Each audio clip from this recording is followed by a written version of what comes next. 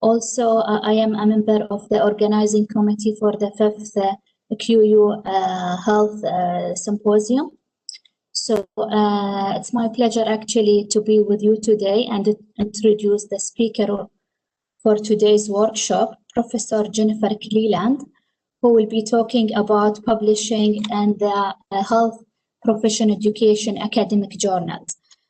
Professor Jennifer is the Director of Medical Education, Research and Scholarship Unit at the Lee Kong Chan School of Medicine at the Nanyang University in Singapore. Prior to taking this post in January 2020, she was John Simpson Chair of Medical Education Research and the Director of the Center of Care Education Research and Innovation at the University of Aberdeen. She was also the Director of the Scottish Medical Education Research Consortium.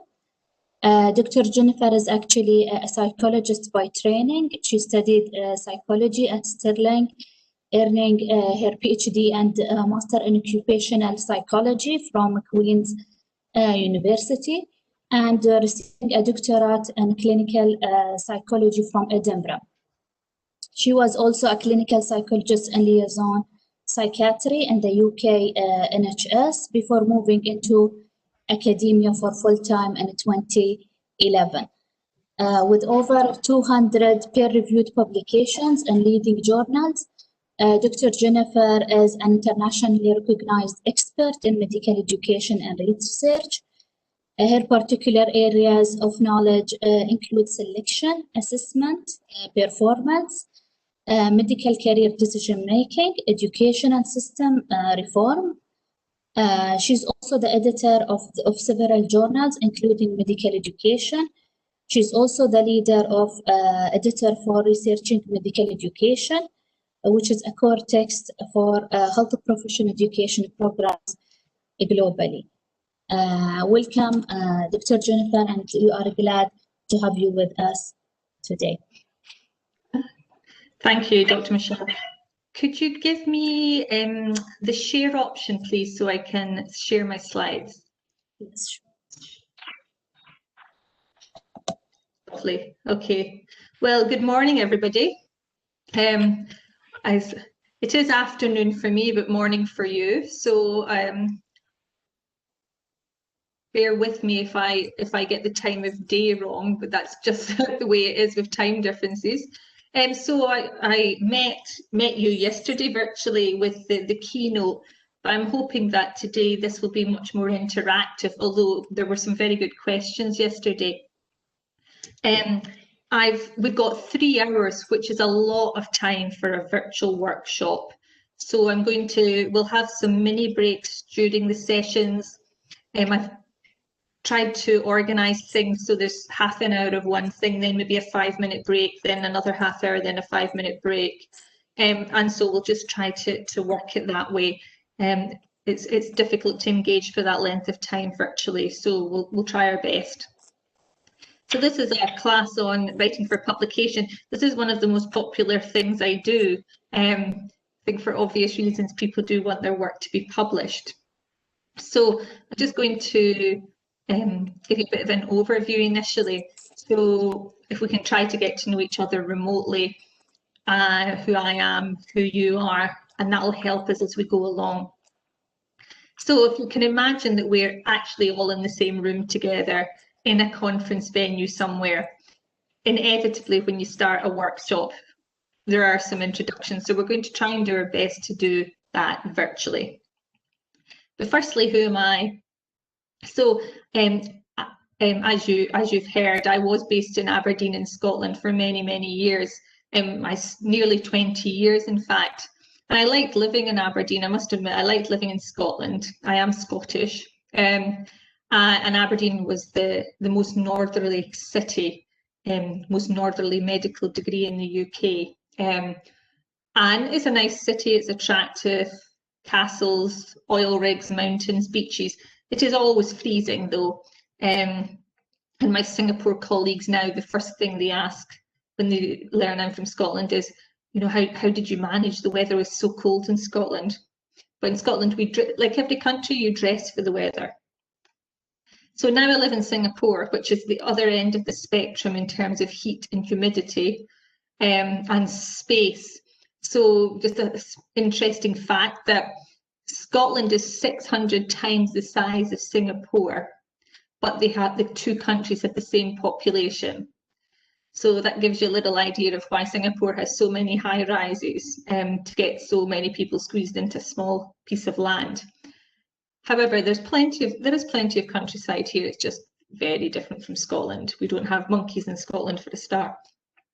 However, it's nice to be somewhere different. So just a little bit of my credentials, because of course we haven't met physically. So I've been editing journals for, oh gosh, for ages, at least 10 years. Firstly, I would have been invited to review articles, and that's been happening for probably most of 20 years.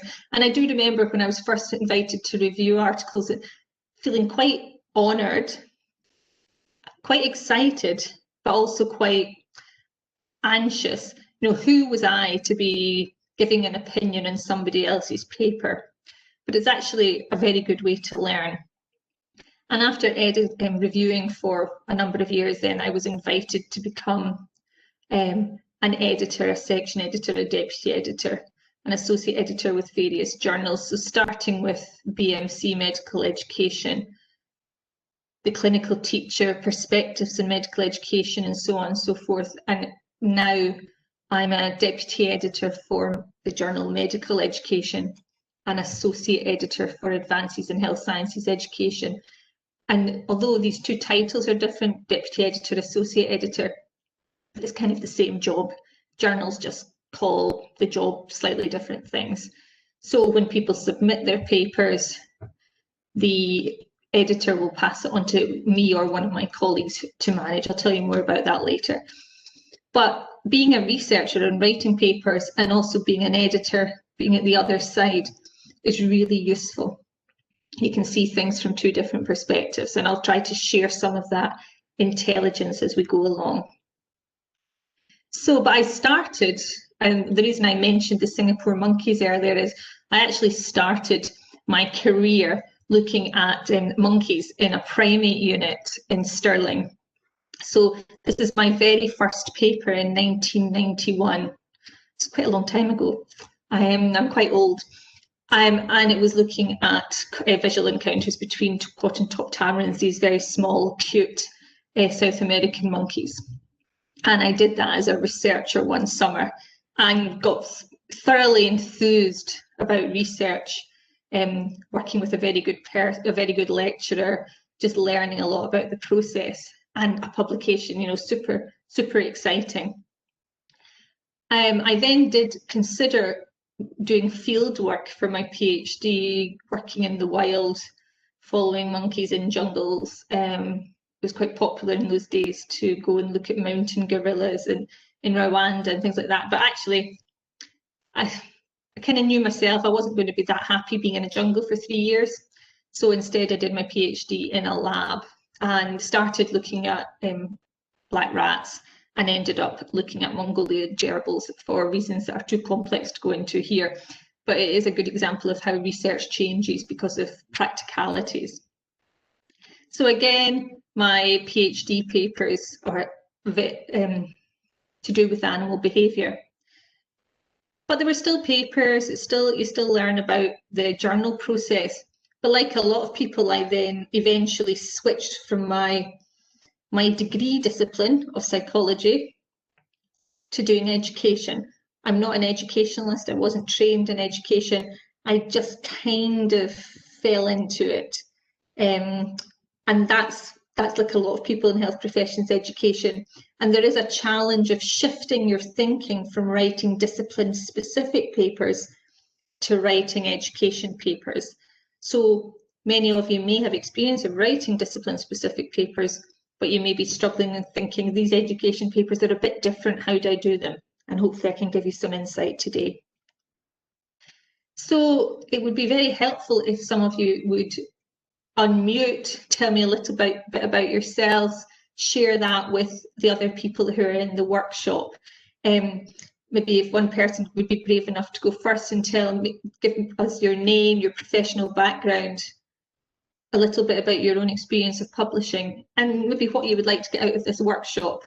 So it would be, if somebody would do that, that would be most welcome.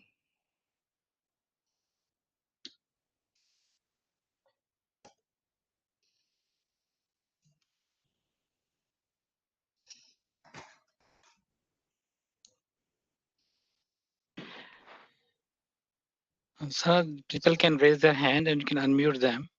If they want to speak something, they can mute. They can raise. Yes, Miss Tanya wants to speak out. You can unmute them. So now you take care. Yes. Yes, sure. Okay, so Sana, can you manage the unmuting or? Yes. Yeah, sure.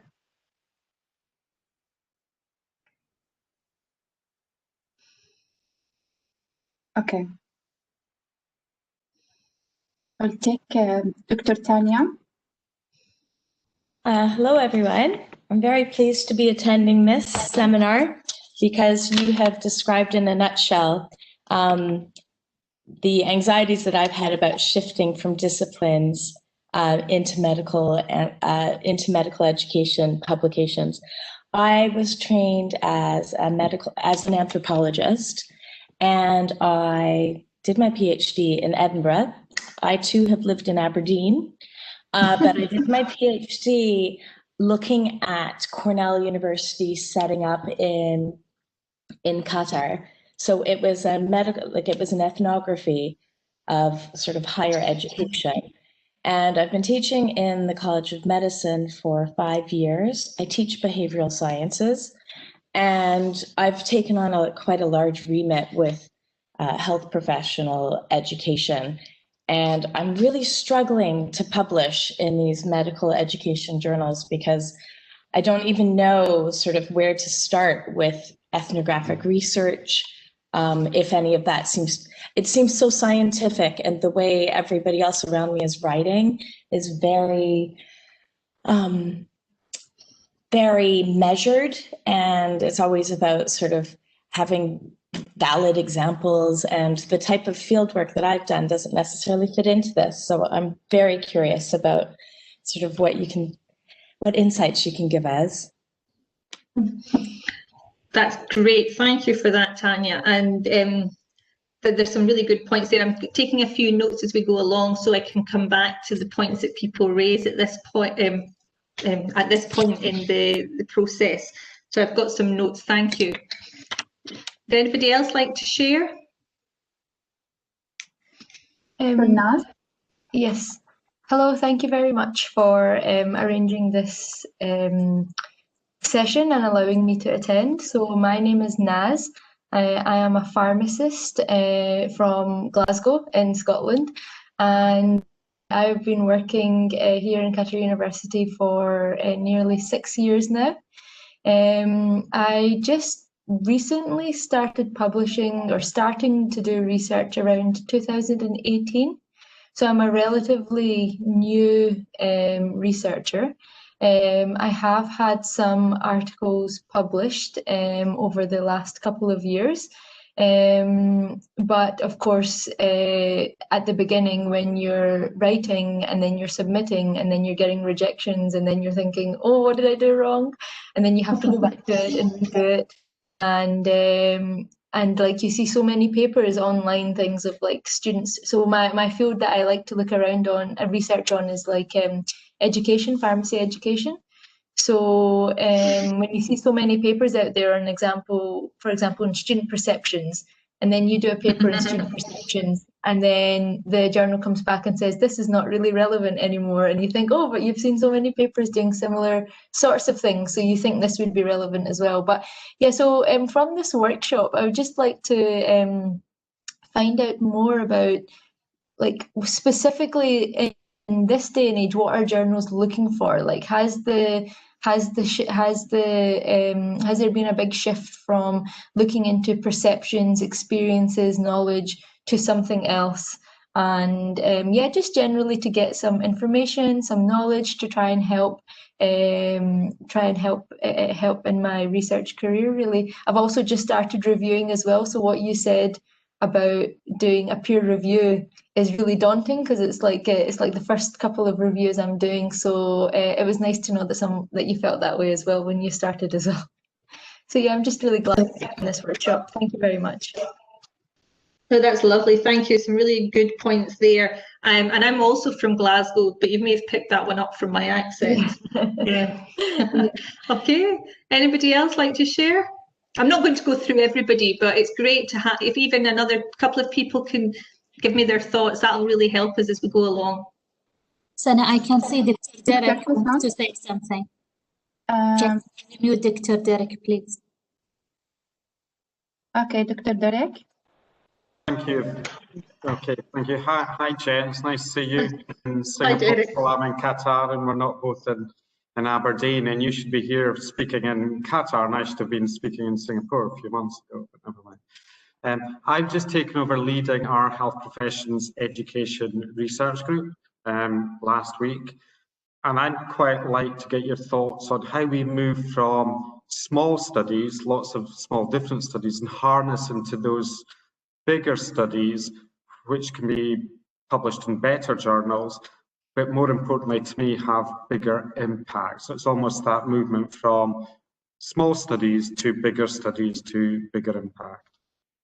Okay, great. So yeah, and almost you've not said it, Derek, but you're hinting at the idea of programmatic research. Yes, yeah. Really thematic, multidisciplinary research, and how we, as I say, move beyond just the smaller scale, which is still very valuable, but maybe not as attractive to big international journals.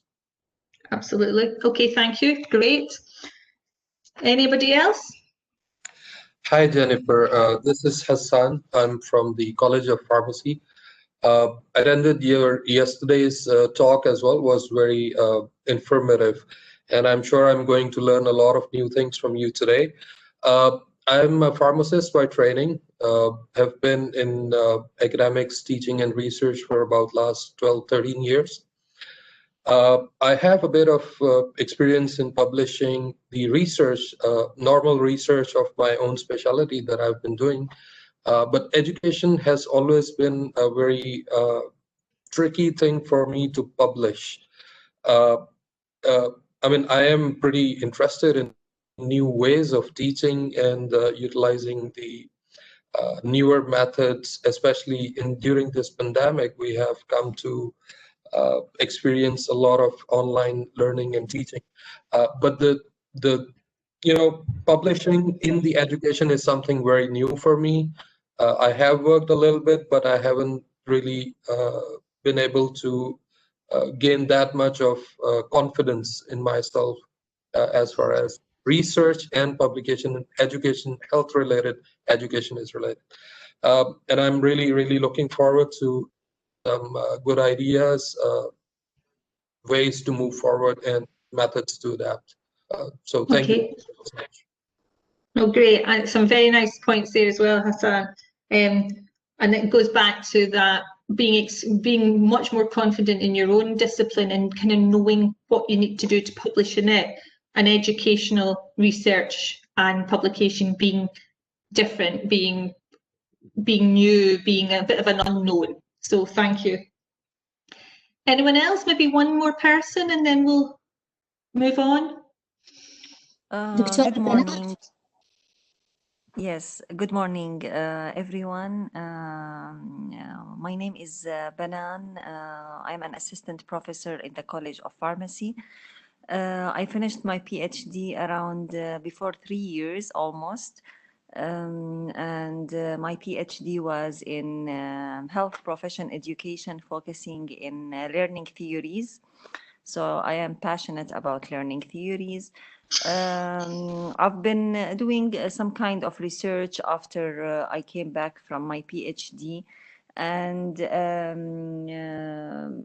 what I would like to learn in this workshop is how to avoid the anxiety of submitting into big name journals.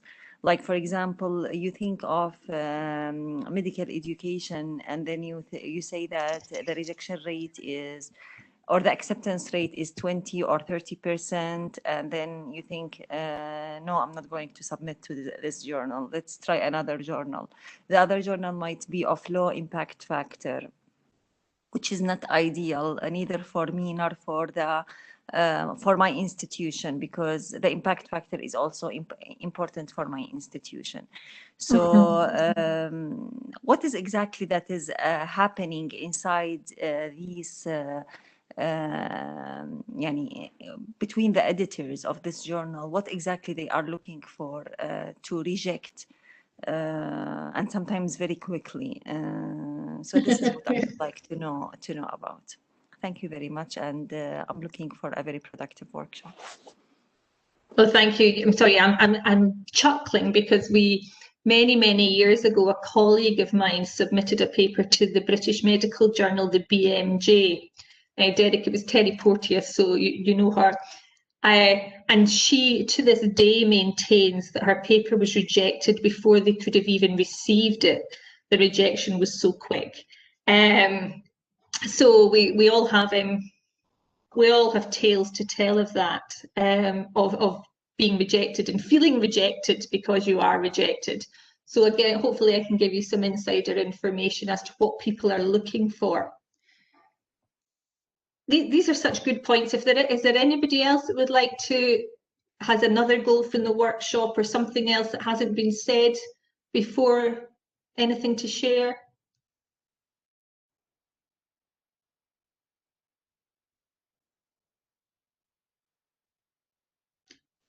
Okay, well, we'll carry on then, and we'll come back to these points that people have raised as we go on. So, as I said, I've taken notes, and I will return to your points and try to cover them. Both some of the things I've covered in slides, but others I will talk about as we go along. So this is, could you offer a word to describe your healthcare education publishing experience? I think some of you have kind of talked a little bit about rejection already and uncertainty. You know, what are editors looking for? Maybe a little bit of, I don't know, feeling your way in the dark, we might say in the UK, just not really knowing what the system, the way things work. Just want to give you a little bit about the process that will happen with any journal, and you may know this already, but just to bear with me, because it's nice to have a, you know, to set things in context. So a journal will receive a paper. I'll submit a paper, you'll submit a paper, and the editor, the journal editor, so the editor-in-chief will typically then be the first person that sees all the papers who are submitted. And they will check the paper against the journal's aims and scope. And I'll give you more detail about different journals' aims and scopes later. And then the editor either rejects at that stage, so rejects at the screening stage, or it's sent for review. Now, for medical education, about 60% of the papers that are submitted are rejected at the screening stage, which is very demoralizing. So 6 or 7 of 10 papers are rejected immediately. Then the other 30%, the other 3 or 4 out of 10, are sent usually to me first, you know, to the associate editors. We're the kind of doers, and then we will also review, and we can make the decision to reject, or we can send for review. And then if we send a paper for review, the reviewers will provide their comments and suggestions, recommendations, reject, revise, accept. I don't know of anybody who's ever had a paper accepted without any changes at all. Typically, you may have to do a few more days' work on a paper if it's revisions. Rejection is rejection. But reviewers always want to say something. They always want to give a view about something, and it could be something trivial. Maybe one of your sentences isn't particularly clear. Maybe one section doesn't flow particularly well. It could be as trivial as that, but it may be more major. I'm trying to give you an example. One of my PhD students submitted a paper a few years ago, and the reviewers came back with some really, really useful comments. And 2 of the 3 reviewers said, why haven't you used a particular theory? It was a theory, figured worlds theory, to look at your data, because that would fit brilliantly. But we were actually given the option to rewrite the paper, so to revise the paper. And using this feedback from the reviewers, we actually completely rewrote the paper. It took us a couple of weeks, but it was a much, much better paper for it, because the reviewers had made this very sensible suggestion. And it was one of those suggestions that when we read it, we thought, oh gosh, why didn't we think of that? That's really obvious. But sometimes when it's your own paper, you're so close to it, you stop seeing things. So that's the kind of the positive message that you can get, which is revise. Reject is, I still get rejected. I get very grumpy about it, but that's the way of the world. And there was one journal, I think it's the British Medical Journal, we were laughing at one point many years ago, saying that actually maybe we could put on our CVs sent for review, because they were rejecting about 90% of what was submitted. So to actually get through the screening process and be sent for review was quite something. But anyway, the reviewers' comments come in, the editor will check those reviews and send them to the author, typically with some guidance, saying, you know, the reviewers have made these comments, these are the ones that I think are particularly important for you to address. And it's very, if an editor drops a hint like that, it's very important to take the hint up. Typically, if there are revisions and you do a decent job of them and resubmit, your paper will be accepted, but it is not a given. It's not guaranteed, but typically, if they're done well, you will be accepted.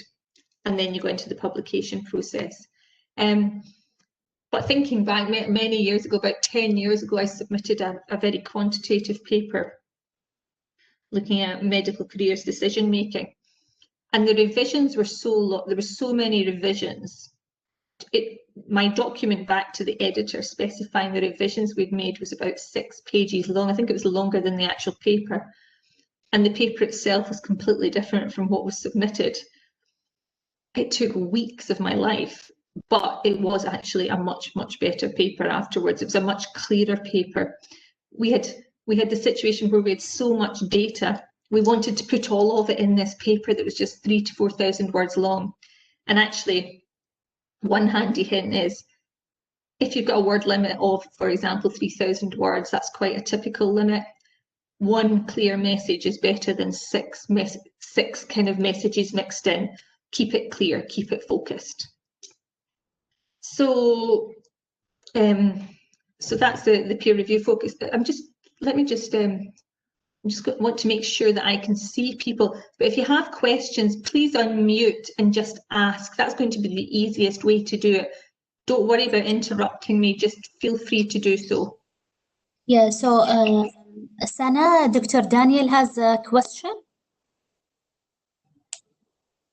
Can you please unmute Dr. Daniel? Yes, I sent you, he just sent to the chat. Yeah, so I sent it to you, Dr. Mashar. Yes, so Dr. Jennifer, Dr. Daniel is asking, from your experience, approximately how long does it take for editors to screen the paper? Thinking about... It depends on the editor. I mean, most editors have a day job, you know, they're academics, and they may set aside, say, 2 days a week to do their editorial work, and they will work through papers in order. So typically, if you're going to be rejected without review, you would be rejected within about 2 weeks. Often it's a week, but let's say 2 weeks, just in case, and if somebody's on holiday or they've got a big backlog, but within a couple of weeks is reasonably typical. I've never been rejected without review when it's taken more than a few weeks. Any more questions? Please, if you have any question, raise your hand and you will be unmuted to speak up. Okay. But actually, I'm going to follow up that question by saying if you are sent for review, you can be waiting for months before you get the reviewer's comments back. And I don't think that's any different in educational research than it is in discipline research. A lot of the journals work hard to get reviews back quickly, but it's typically a month, maybe 2 months. You ask people to review, they're not available. People have changed institution or changed email address. They haven't told the journal. So your invitation to review just disappears into a black hole. And eventually it'll be timed out. And then you have, as an editor, you have to find other reviewers. So it can take a long, long time. I've known people wait for reviews back for 6 months, which is hopeless. And as I say, journals are trying to address that, but it can take a long time. Okay, so I'm just going to give you an example. This is Perspectives in Medical Education. This is one of the newer journals. Perspectives in Medical Education used to be the journal, well, it's the Journal of the Netherlands Medical Education Association. And so the journal has existed for many years, but it was originally in Dutch. And then about 5 or 6 years ago, they decided to reposition it in English and make it an international journal. And the editor-in-chief is a friend of mine called Erik Driesen, and he is very well connected, so he was able to pull together a very good panel of international editors. And this journal is just going for its impact factor now. But it's a good journal. It's going to be a good competitor to things like medical education and advances in health sciences education. So this was data from, I think, 2017. Oh, I haven't got the date, but I think it was about 2017. So Erik was rejecting 60% of submissions without review. He was then rejecting a further 15% after review. So the reviewers had come back and said, we don't think this paper should be published for whatever reason. And then he was accepting 25%. So that was 1 in 4. And that's pretty high odds. And those odds are lower now. The journal's becoming more established. Here's just a sort of general overview. And I'm sorry, these examples are mostly medical because that's where I do most of my publishing. But, you know, the general message is that it's hard to publish. So medical education was only publishing about 7% of submissions in 2017. Perspectives, 25%, as you've just seen. Academic medicine was about maybe 12–15% then. BMJ Open was good. BMJ Open was about 1 in 2 chances of being published, but of course it's open access publishing, so you're paying for that. And then the Postgraduate Medical Journal was about 1 in 4. So quite different odds. And I publish quite a lot. I've published quite a lot through BMJ Open, not just because you're more likely to be accepted, but also because it's open access. A lot of people can access your paper. They don't need to have library subscriptions. And the papers I tended to send to BMJ Open were papers that were useful for policy decision making. So perhaps a bit less academic, but and more applied. And we were always published, but we had to find the money. The Postgraduate Medical Journal takes sort of simpler articles, but it's a good place to look if you've done something with, say, pharmacists in their vocational year of training, medics, and again their training years, anything like that, CPD, anything like that. So it's quite a useful one to have a look at. So again, just sticking with medical education for a bit of insight. Why were all these papers rejected? So about 42% of them, this is data from Kevin Eva, yeah, just over 40% of them didn't add meaningfully to the existing literature. It was just sort of more of the same. It was nothing new. And he gives these examples. Students liked my course. And that links back to a question that somebody gave about, student perceptions.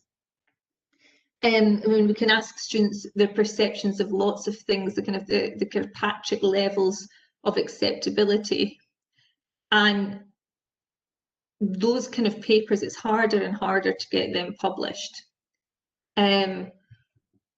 Doing something new and the students liked it, again, hard to get published now. And interestingly, only fewer papers were rejected because of methodological flaws. And I think when I started out, I thought that the methodological thing was what your papers were rejected on. Have I got my methodology right? Have I done everything well? Have I reported what I did accurately? But actually, methods are important, but it's about, are you sending something to a journal that will actually advance people's understanding of the particular topic? Any questions?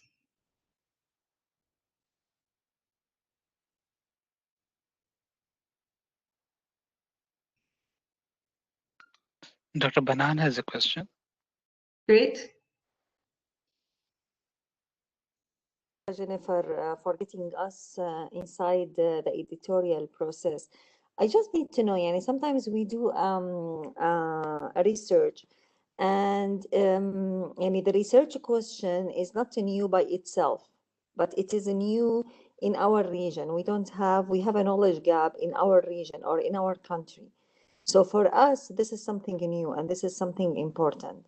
Probably for the reviewers or the editors, they feel that the research question is not new, and it has been addressed in several countries, maybe 10 or 12 years back. But for me, this is an important thing to investigate. So what can we do about this? No, okay, so that's a good point of discussion. So if we take an example, let's stick to your example. So something that's been in the literature for, say, 10 years ago.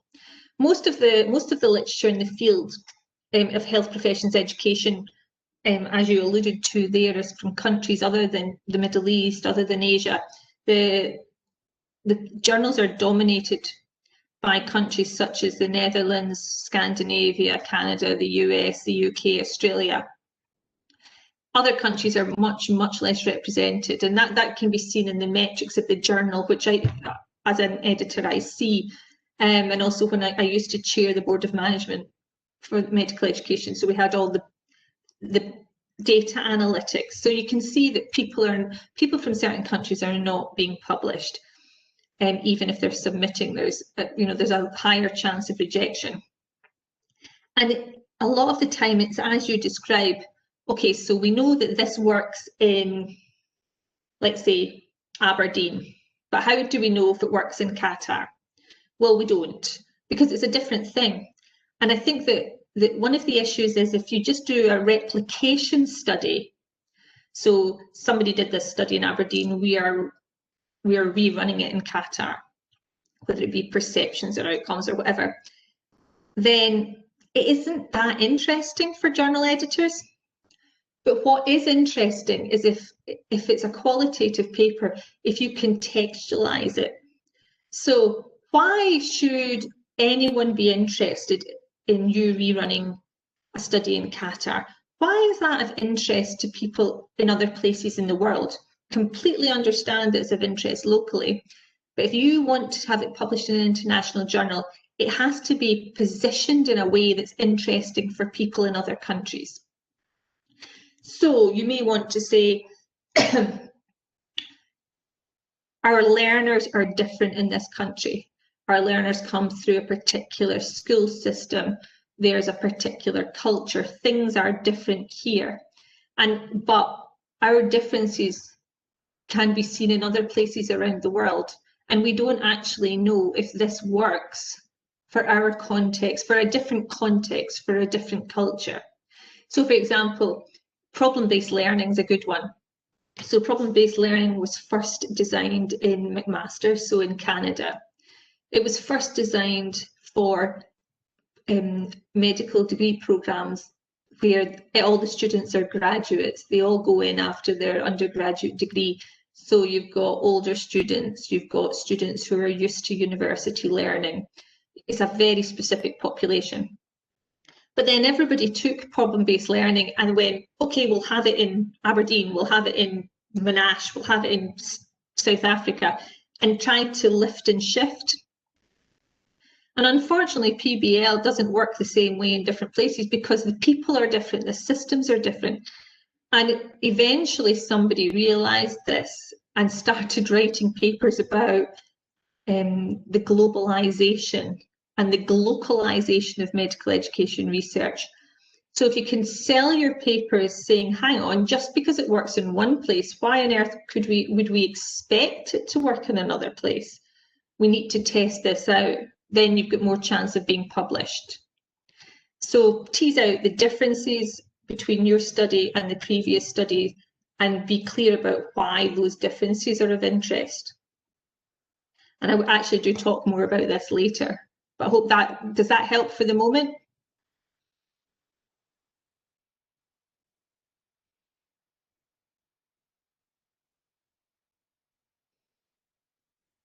Very much so. Okay, thanks, Tanya. Okay, so maximising the chances of publication. Okay, we've got the right niche, the right writing, sorry, my alliteration, that's really terrible, but I thought it worked, and the right journal. Trying to think which one we should go to first. Given that last question, I think what I'm going to do is go to the right writing. What I've done is, as I said earlier, I've put things into sort of mini slide sets so that we can go, we can have some flexibility. So what I'd like to do now is go to the right writing. And this is really just to reiterate what you're doing already. So thank you. It's really nice to have some interaction, even though we're doing this virtually. So if you just bear with me for a second, I'm going to go to the right writing slide set.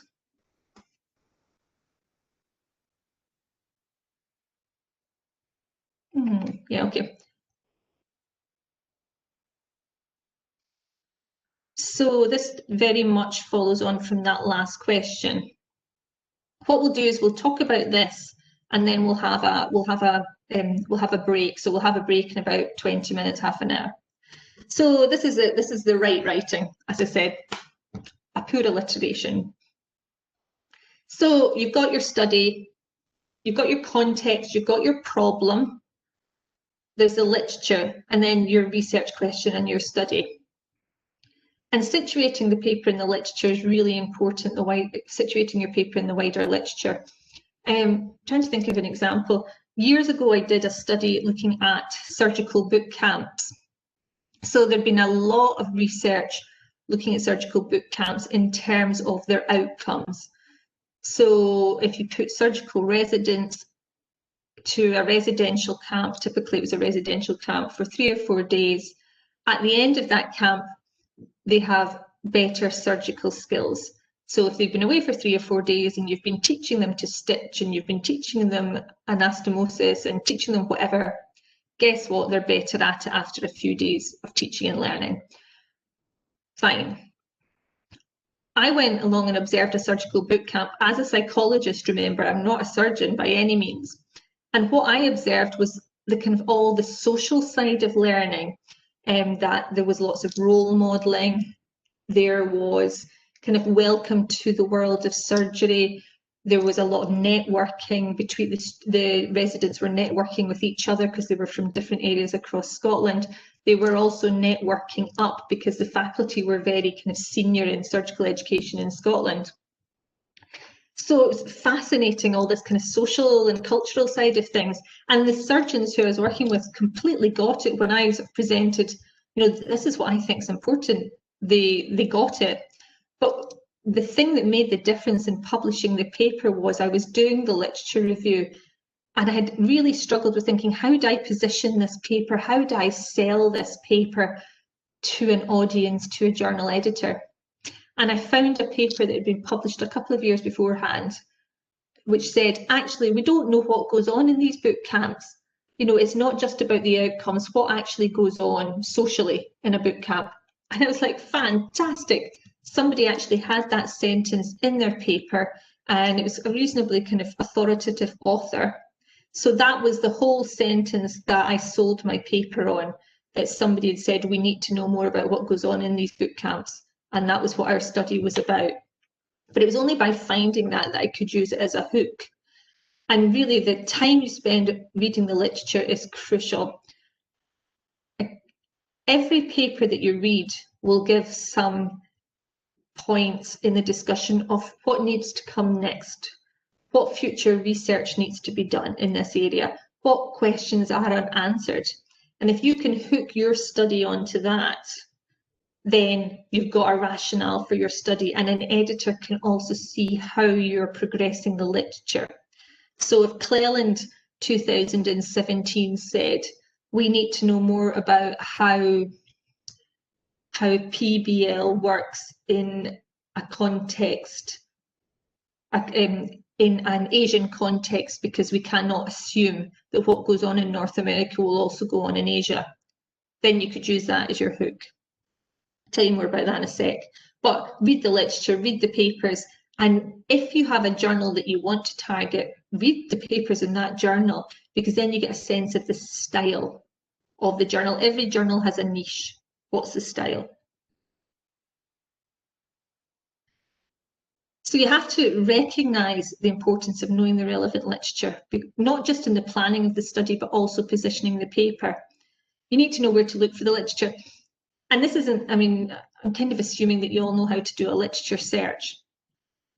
But it's also being critical with what you read. You know, is it a good study? Is it a, you know, how well placed is the author?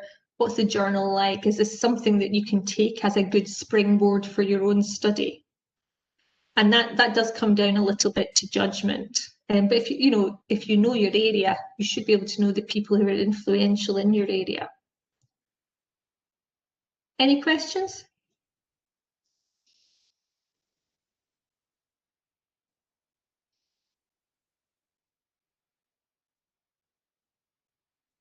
I think we can continue. No one is raising their hand.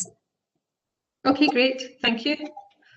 Okay, so what's the purpose of the literature review? And really, this is just kind of developing what I said earlier. It's about what are you establishing the terms of the context. You know, you need to define exactly what you're doing. You need to present your literature review. But I'll tell you some more about that, doing that well later, because it does make me laugh sometimes when I read a paper, and I see it in my own students as well. There's almost a feeling that you have to put everything you've ever read down in your introduction just to show that you've read it. And actually you don't have enough words to do this. You have to kind of present an overview of what's gone on before. And that might mean having one key sentence with 10 references 1 to 10 at the end, to show that you know the literature. But you don't need to spend an awful lot of words reiterating what other people have said. You also want to do the literature review to see how other people have kind of done the same thing. You know, what would a good methodology be? Should it be quantitative? Should it be qualitative?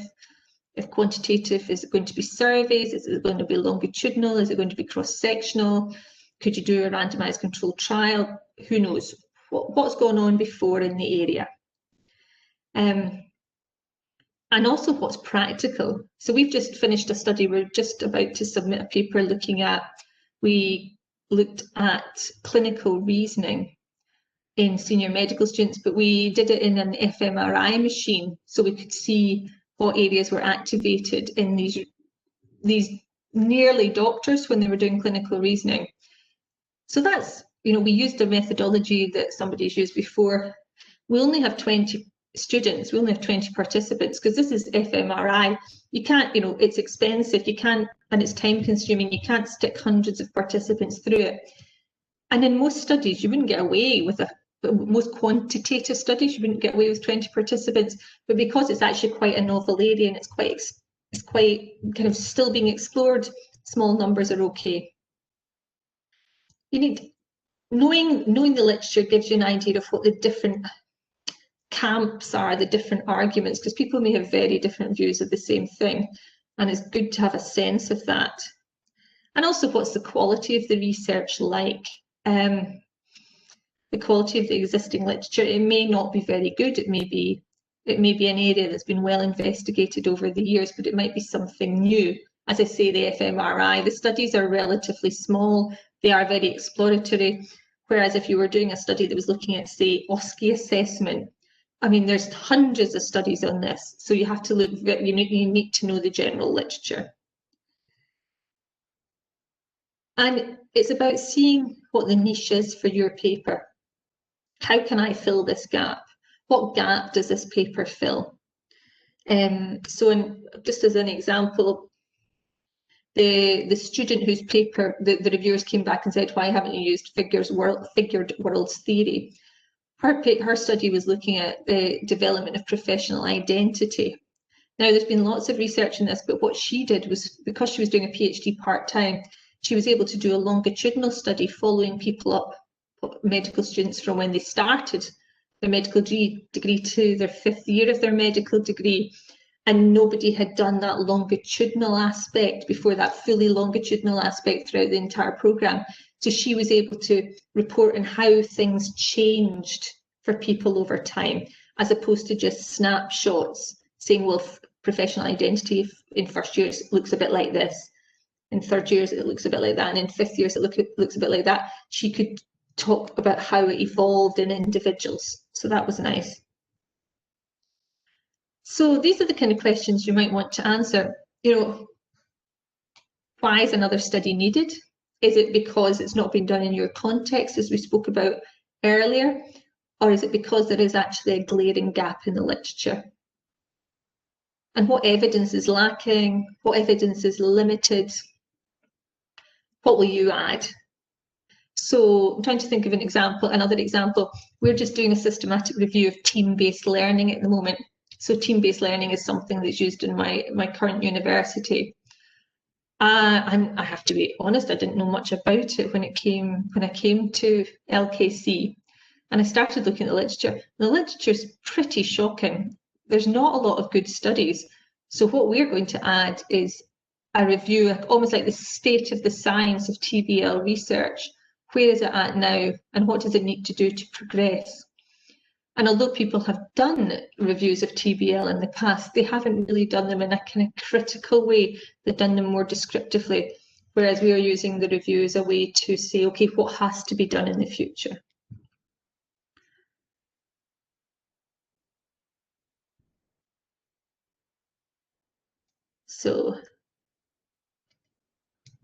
So with your literature review, you know, you do need to define your research question and decide the scope of the review and what databases you will use. And every single paper I write, I do a literature review.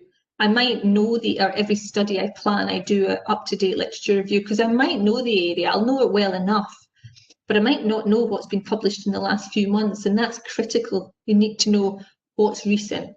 And there's also the time lag. So if something is submitted to a journal, it'll be a year before it's even early online, between the editors reading things, the reviewers, the revisions, and so on and so forth.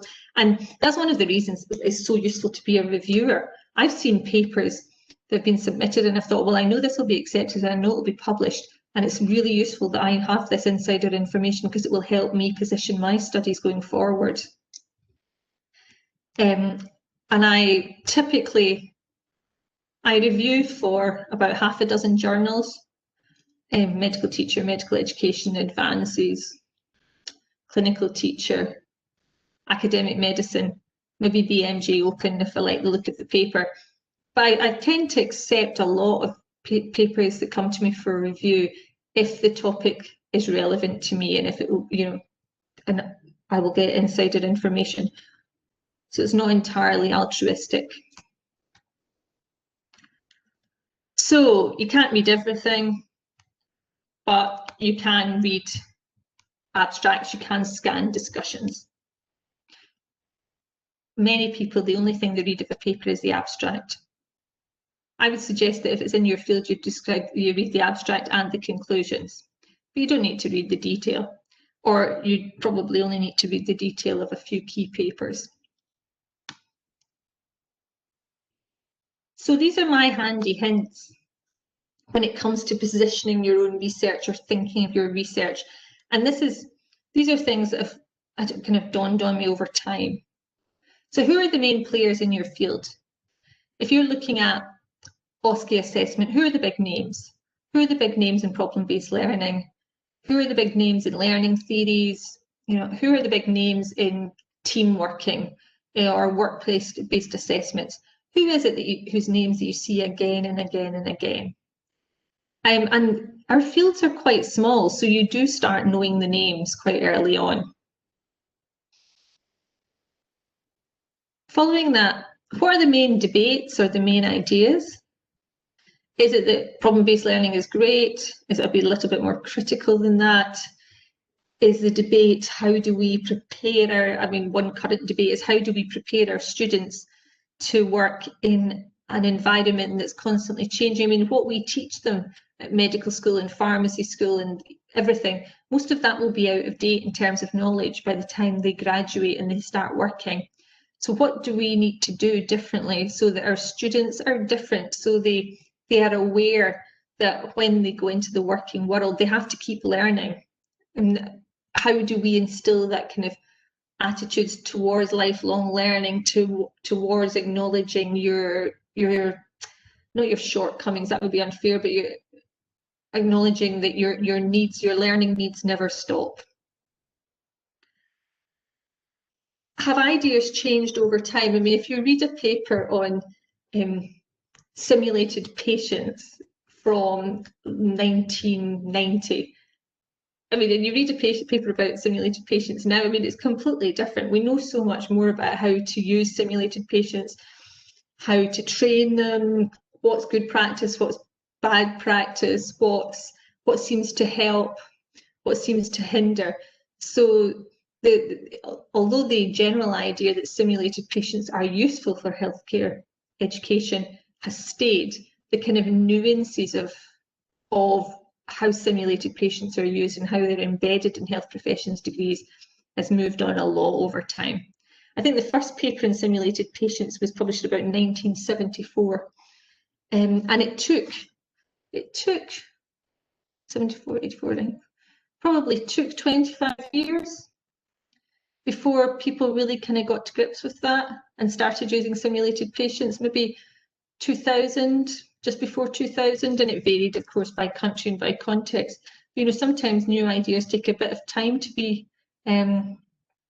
taken on board. And then looking at the ideas and the debates, are there any issues about methodology? Is one methodology dominant?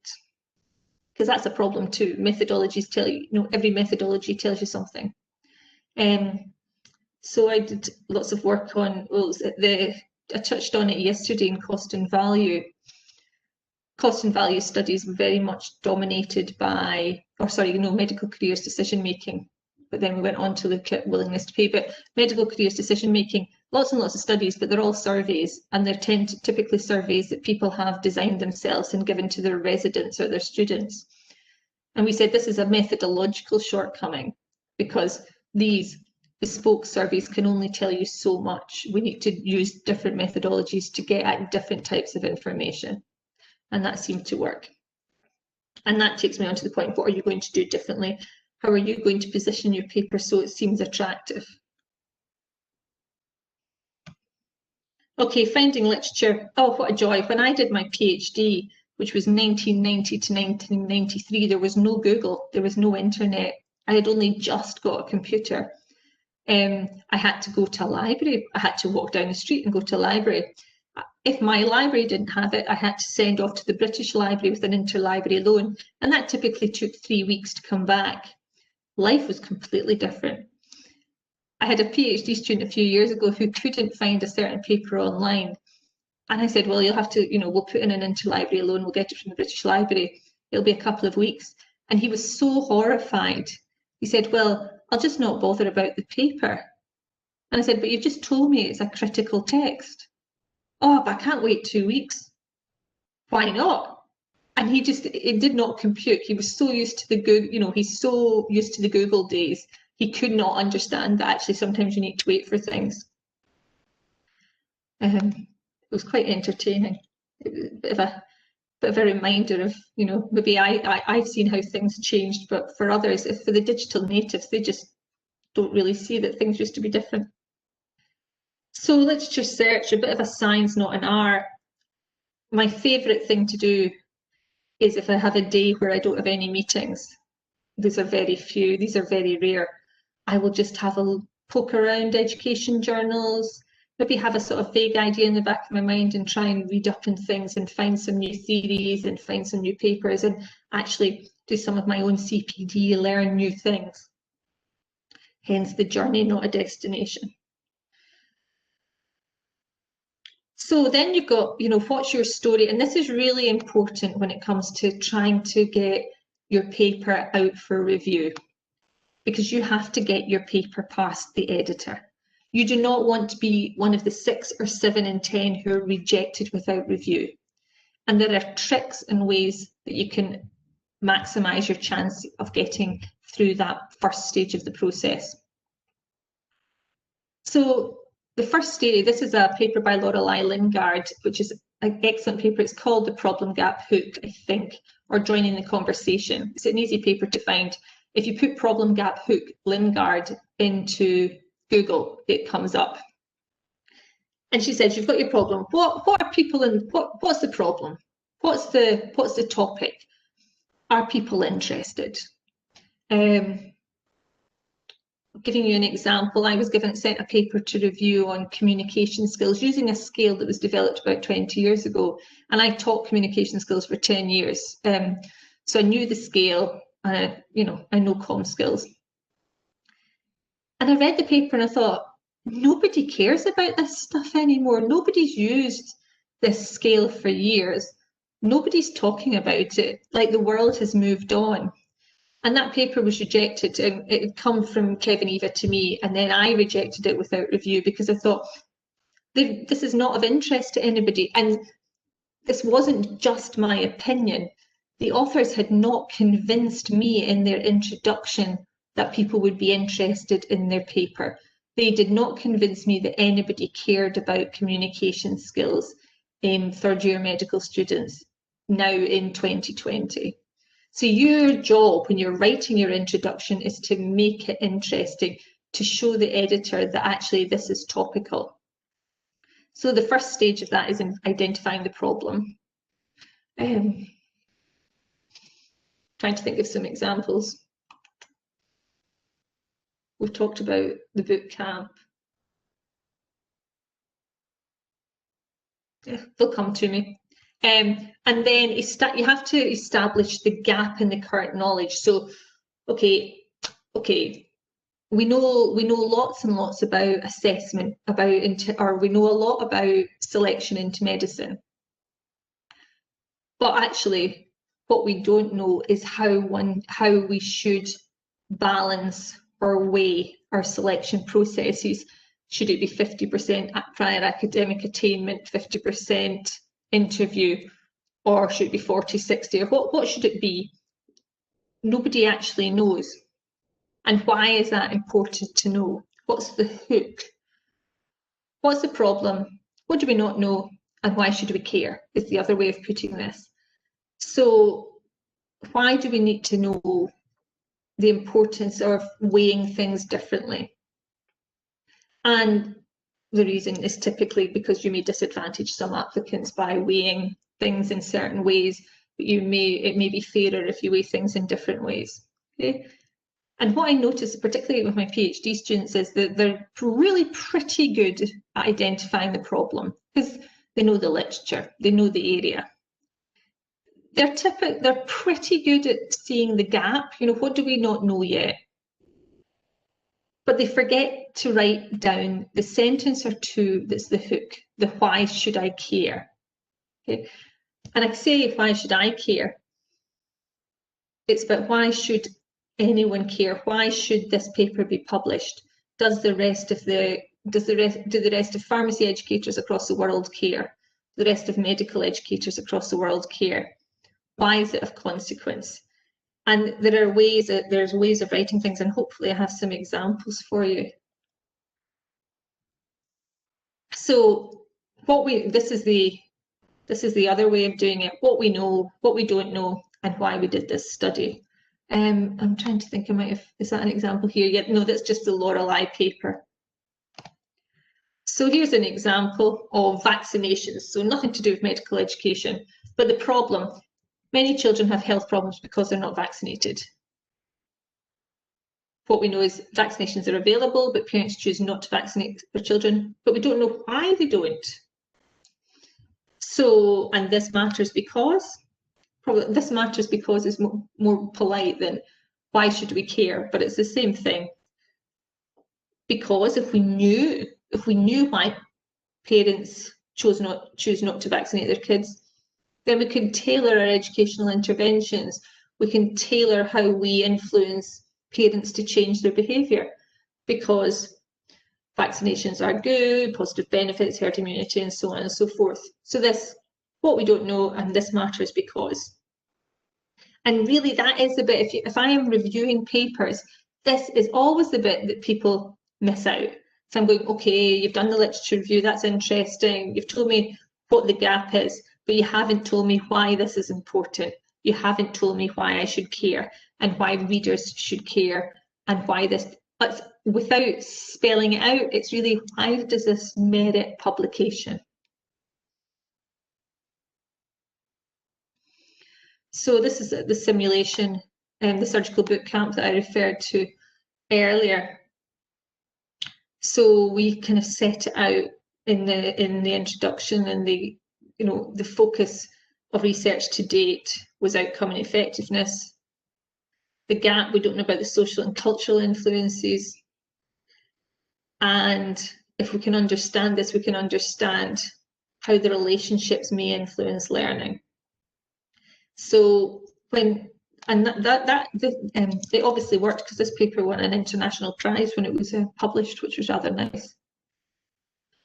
Here's another example, a discrete choice experiment. So cost and value, willingness to pay. But the problem, lots of things influence medical careers decision making. I'm sure lots of things influence all sorts of other careers decision making. But we need to understand the influences, because that will help with policy making. The gap, we actually didn't know about residents, we didn't know about trainees, of what characteristics of training posts were important. Well, we did know what characteristics were important, but we didn't really know how they traded them off. So we might all want our jobs to be perfect, but realistically they're not going to be. But what are the things that are really important to you? And so we used a particular methodology, so we could look at the push-pull factors. And our hook was, if we know the most, not just the push-pull factors, but the most important push-pull factors, that can help us design solutions to job shortages. Okay? So I don't want you to think I'm labouring the point, but this is a really important point. If you want to get your papers past journal editors, you need to think, what is the hook? Why would anybody else want to read this paper? Though this is rather a long example of problem gap hook, but you'll see the slides. So after we've spoken, so I'll let you do that on your own time. Bit difficult to do this exercise virtually, and that's not just another example. I mean, this one links to the example I gave earlier, but but the problem was a workforce crisis, 50% of postgraduate trainees taking time out of training. What do we know? Yes, there's multiple factors, but there's a gap because no study at this point in time had explored the experience of trainees at the point of specialty training applications, this critical time in career decision making. And then we also identified the methodological gap, as I said earlier. And our hook was wordy, understanding the deep-rooted social and individual issues that are influencing career decision-making of today's final year postgraduate trainees is imperative, etc., etc. So we kind of laid it on thick, but it worked. So it's that mapping the gap, identify the knowledge gap, identify what we don't know, what the shortcomings in other studies are, maybe look at a controversy. There's different ways you can set these out. Nobody's ever looked at it before. They've looked at some aspects of things, but not everything. Or actually, there are two camps in the literature. They think it's some camp A thinks it's X, camp B thinks it's Y. Which is it we're going to explore? So there's different ways of setting out your hook. And this is just reiterating my points. You're researching a problem, not a literature. And find an opening, absolutely find an opening. So there's some references here for you to look up in your own time. The full Lorelei Lingard reference. There's also this poem about the difference between good and bad literature reviews is quite light-hearted, but actually there's lots of very good points made in it. So do have a look at that if you want. And then various other things. Lorelei and Eric Dreesen wrote a chapter from my book that's very popular because it's about how to write, and then just some other papers. So I'm going to pause here and take some questions on this part of the presentation, and then we'll have a 5-minute comfort break before coming back and talking about the next steps. So any questions? Yes, we have Dr. Bridget. Hi, Great. Jennifer. My name is Bridget. I'm from the College of Pharmacy. Thank you for this enlightening first part of the workshop. I have, my question goes to when the problem hook gap. When editors first come across your paper, the problem hook gap, it should be highly focused in the cover letter that is written to the editor, or is it something that is also highlighted in the abstract? I guess my question is, does the editor have time to read the abstract, or do they make these decisions just based on the cover letter that you submitted? Oh, a very, very good question. Both. So the editor will read the cover letter. I actually do make a point about this later. Your cover letter is like your additional chance to just make the message really clear about why this research should be of interest. So it gives you like an extra way of making your argument. But the editor will then look at the abstract. So an editor won't reject just on the cover letter. They will read the abstract, they will read the cover letter, they may well read the whole paper if you're lucky. It sounds awful, but you can actually read a paper pretty quickly if you're editing. You kind of skim through it first and get an initial impression. And your initial impression might be, okay, this one should go for review, or your initial impression might be this one should be rejected. And then typically you'll go back and give it a bit more of a read. But they won't reject just on the cover letter, but they will use the cover letter. And that needs to be quite forceful, to the point. Use it usefully. Don't just whitter on. Don't send a cover letter that's more than a few paragraphs, because then they will lose interest. Make your points very clearly. We did this. This study will be. We believe this study. This is always what I write. Sorry, I'm very formulaic. We believe this study will be of interest to your readership because. And that's a good sentence to have in there, because it also helps you articulate why it should be of interest to other people. Okay. Thanks. We have a question from Dr. Derek. Yeah. Hi, gents. It's interesting. When I was an executive editor of the British Journal of Clinical Pharmacology for 8 years, we were advised never to read the letters to the editors, because everything we said, it's really important to publish our paper, because, and if that wasn't in the paper, then it wasn't really much use it being in the letter. What I was going to ask in terms of, you know, the problem, the hook and all the rest of it, sometimes because of just opportunistic things, we're partway through something before you've even had a chance to look at the literature. So yeah, you're then in the position of trying to almost backtrack, rescue it, and then find the hook, but almost it's a bit too late. So I just wanted your thoughts on, I think COVID's a really good example of that. You know, we were very knee-jerk to what we did, what we put in place, and let's do some research on it as well. And then now let's look at the literature on assessment and reacting to difficult situations. So just to get your thoughts on that. Yeah. Okay, quite a few things there, Derek. So first, I'm just going to say your point about the covering letter. You're absolutely right. If it's in the covering letter, but it's not in the paper, then that's hopeless. Your covering letter should merely kind of reinforce what's very clearly set out in the paper. So just to be clear on that for other people listening. So then moving on to doing the problem gap hook retrospectively. Oh, yes, we've all done that. You know, the boot camp paper I gave as an example started off life as something completely different. We wrote a protocol, we got funding, and it was only when I actually attended to do the observations, and the observations initially were meant to be quite quantitative. We were looking at something very specific in terms of skills. And it was only when I got there I thought, this isn't what it's all about at all. And luckily we had quite loose ethics, so we were able to collect some qualitative data for that first one. But then we had to write to the funder and say, actually, can we do this differently? We think that what we're observing is much, much more interesting than what we set out to do. And they luckily, they allowed us to keep the money, and we had to go back to ethics and so on.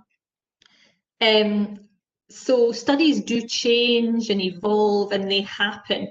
You know, it would be kind of unrealistic for us to think that everything is beautifully planned. In terms of the problem hook gap retrospectively, it's very doable. It is about going back to the literature and thinking, okay, all right, what's going on in this field? How can we position this study so it fits with what's happening and kind of move things on a little bit? And a lot of it is just how you position the study. I'm trying to think of examples where we've done things in retrospectively. So thinking of another PhD student who, she was doing an ethnographic, well, was it ethnographic? Given there's a social anthropologist on the line, I don't want to get my methodologies mixed up, but she had looked at curriculum reform. So she had interviews with staff, she had document analysis, and it was about how our building was used at the Sutty Centre Education Building in Aberdeen. And all the documents, when the building was built, designed, all the documents said, oh, this building will help in terms of interprofessional education. And when we started thinking about it and looking at the building, we thought, what a lot of nonsense, this isn't happening at all. And Lorraine then went in and did some more interviews and some more observations and found that there was no IPE going on at all. It was appalling. Everybody was in their own little camp. But we thought about it, that came a lot later. But then when we came to write it up, we had to go and find the gap in the IPE literature to position it. So it kind of evolved from the grassroots up, if that makes sense. It evolved through what we were observing and experiencing, but then we had to go to the literature and position it. And we managed, it's been accepted for publication.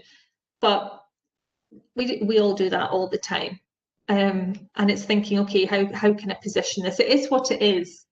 How can I position it? And your last point about, which was kind of linked really, wasn't it? It's all about, with COVID, we were all pretty reactive because we had to be. So how do we position our COVID papers so that there are more general interest? Would that be a fair synopsis of your last point, Derek? Yes, yes, we just moved so quickly. There was no chance to survey the literature and plan it systematically. No, and actually there wasn't a lot of literature, because I do remember when we were, I wrote a few commentaries and editorials and things like that, and going back, and there's some literature on SARS, and there's some literature on other disruptions, you know, like the earthquake in New Zealand and other things. But there's not a lot to go on. So I think that one of the things we have to, one of the ways to present COVID studies is an unexpected disruption in a system, and how we responded to manage that. The problem with COVID research, though, is every time you open a journal, there's a paper about COVID, and a lot of it isn't very good quality. So it's about positioning what you did because of COVID in a way that almost has a longer lifespan. You know, what does this tell us going forward? What can we learn from this that's important when COVID goes away? Because I think journal editors are getting fed up with COVID papers, so it has to offer something more long-lasting.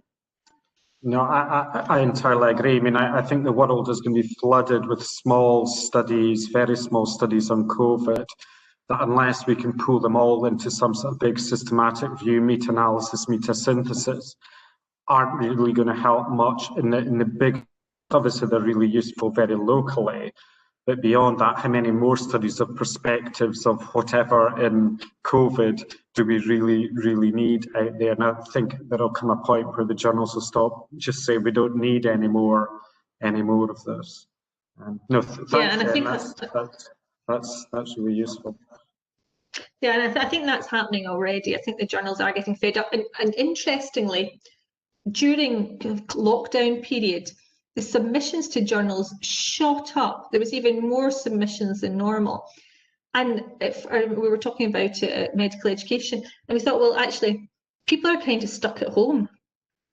And so they're writing their papers. Of course, they're doing online teaching and learning, but they don't have their commute time wasted now, and they don't have this and they don't have that, and they're a bit bored. So people seem to be hammering out the papers and submitting them. And I was a bit guilty of that too. But then I think the enthusiasm and the motivation dropped away because people were just getting a bit fed up of being stuck at home. But it's the longer lasting studies will be those that have more, that say, okay, how does this take us forward? So, I mean, one of the things that we are doing is looking at social materiality. I mean, we were teaching, as you were as well, I'm sure, teaching our students remotely. We're trying to do some digital ethnography, looking at how our students interfaced with the system, with each other in their chat rooms. Did they turn the cameras on or off? What were they wearing? And we know our students were maybe using their laptop and their phone and WhatsApp. And there was just so much going on, and trying to kind of tease out some of that, which is of more general interest, even though it happened because of COVID. Okay, any other questions? Dr. Jennifer, regarding language, what do you think of the role of language and publishing in health education journals, especially since many of the attendees that we have today, English is not their first language.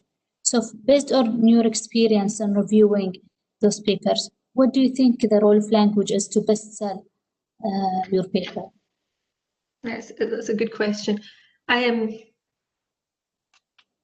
think that if you're an editor or a reviewer, sometimes it's tricky to go beyond. If it's a badly written paper, you have to really work to see the study behind the language, and that can irritate reviewers and editors, which is not fair, because of course most of the world doesn't speak English as a first language, but you know that the reality is.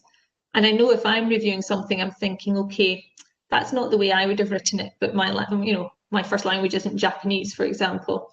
And I do try very hard to look beyond perhaps slightly clumsy English to see the worth of the study. I think, though, that some countries do use professional, the academics will write the paper, but then they will engage the services of a proofreader to help them with the language, and that can make a big difference. If you have that facility or you can afford that, it can be helpful. And certainly with some of my students for whom English wasn't a first language, we used, they wrote their thesis and then we sent it to a professional proofreader who went through it. Now, he didn't change any of the content, but he tidied up the language and made it much, much easier to read. And I think that it does help. You can do that informally as well. Ask a colleague for whom English is a first language if they can do you a favour and review something. I don't want to, your colleagues who are English speaking may not thank me for that one, but I think, it is a collegiate thing to do, is to act as a critical friend to your colleagues. So I would do that even if you don't do the formal proofreading. Okay, we have a question from Dr. Banyan. Hi, Jennifer. Thanks so much for everything that you've said so far. Really enlightening and quite helpful. My question is around the choice of models, frameworks, and theories within your introduction and the problem gap hook statement. So, for example, I'm in the process of writing a PhD research proposal around clinical reasoning and more focused on therapeutic reasoning.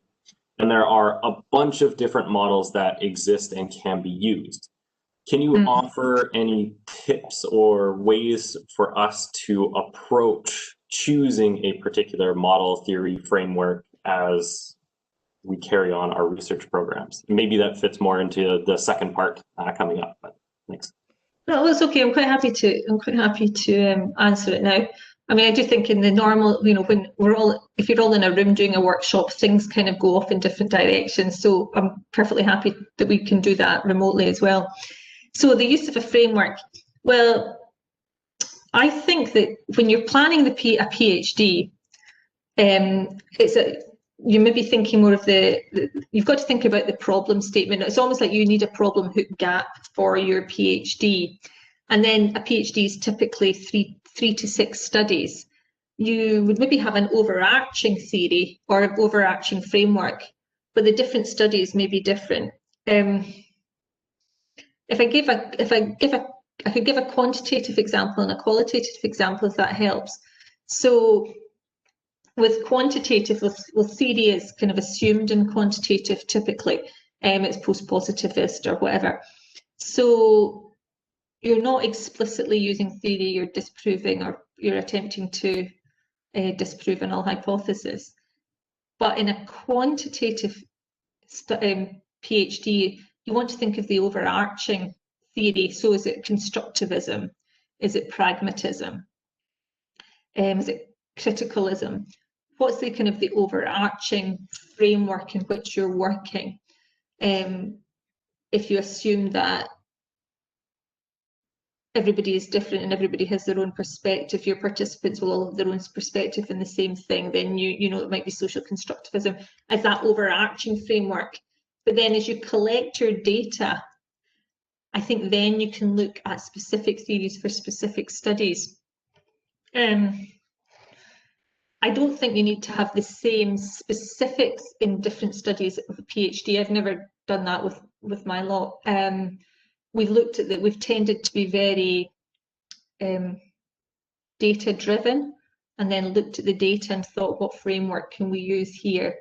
And that really does come down to using the literature and using your supervisors and your colleagues. If you're talking about something that's not a PhD, it's about your colleagues. But I'm just thinking of one PhD student. I invited a colleague from Ottawa in Canada to be the co-supervisor, and he's a medical sociologist by background.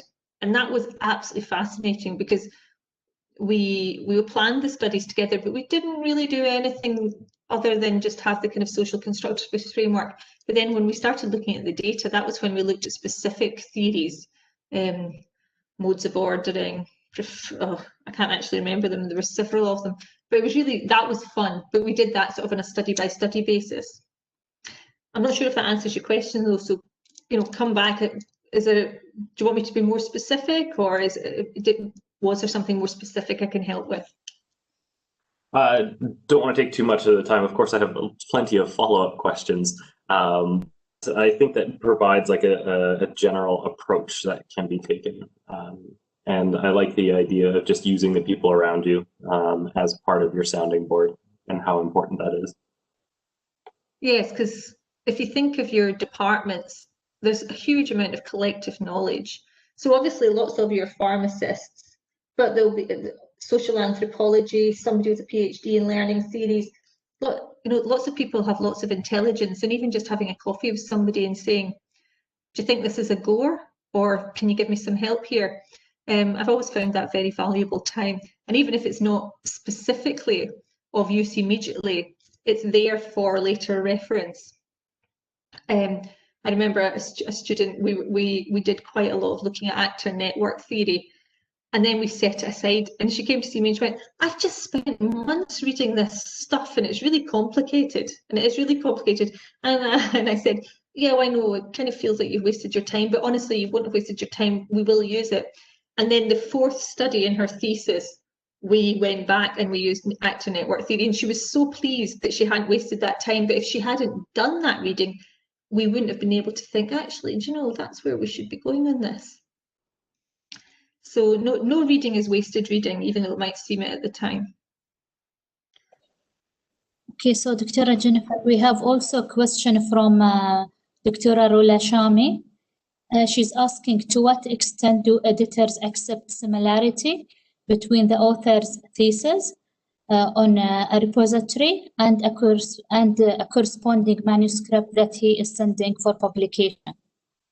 Oh, okay, that's a very contemporary issue, isn't it? Most journal editors are aware of the repository needs criteria that universities now have. So all, you know, theses are in open access repositories, but those are labelled as theses, and that's okay. It's not taken as a publication as such, because, and of course, when you submit a paper, you'll always be asked, is this paper being sent anywhere else for publication? Is it publicly available? And if you can write that a thesis is in your institutional repository, but that should not jeopardise publication in an academic journal. It was a very contemporary issue, because you think this, you know, this wasn't the case 5, 6, 7, 8 years ago. There wasn't the same expectations of having your thesis in a repository, but no, it's okay, it's fine. That's the way the world is now. Okay, any other questions? I don't see any hands up, so I think we can go for a break and come back in 2 minutes. Okay, so for me, it says it's 33 minutes past the hour. So can I suggest that you get a coffee and do whatever else you need to do, and we come back at 1/4 to the hour? So that's just over 10 minutes. Yes. I look forward to speaking to you then. Okay. So see you all at 10:45.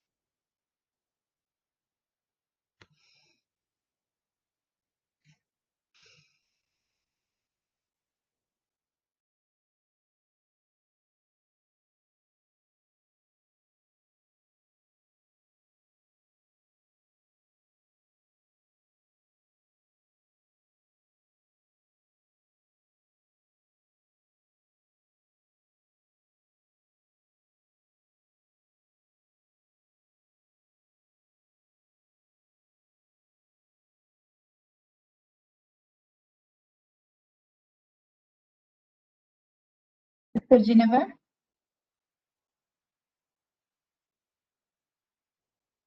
You can start sharing the video, your video. Oh, thanks. Thank you. I'm just going out to get a cup of coffee and to bring it back. Okay, see you in a few minutes. Okay.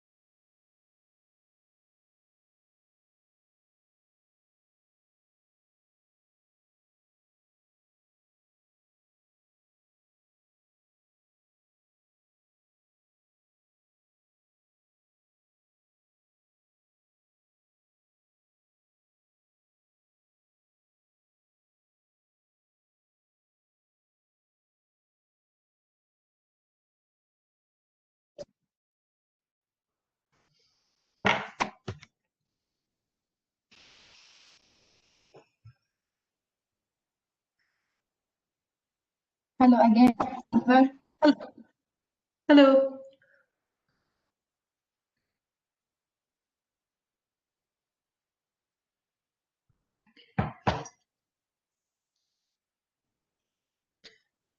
Should we assume that people are back? They are still here. They did not Sorry? leave. They did not leave. They did not They're leave. Okay. waiting for you. All right. Well, thank you. I managed to chop a nectarine for my daughter and get a cup of tea. So thank you. So I've got a couple of presentations. I'm not quite sure of the order, so I'm kind of randomly picking one of the two, but hopefully, and then we'll go on to the right journal. So this one I'd like to, let me just make sure I'm sharing.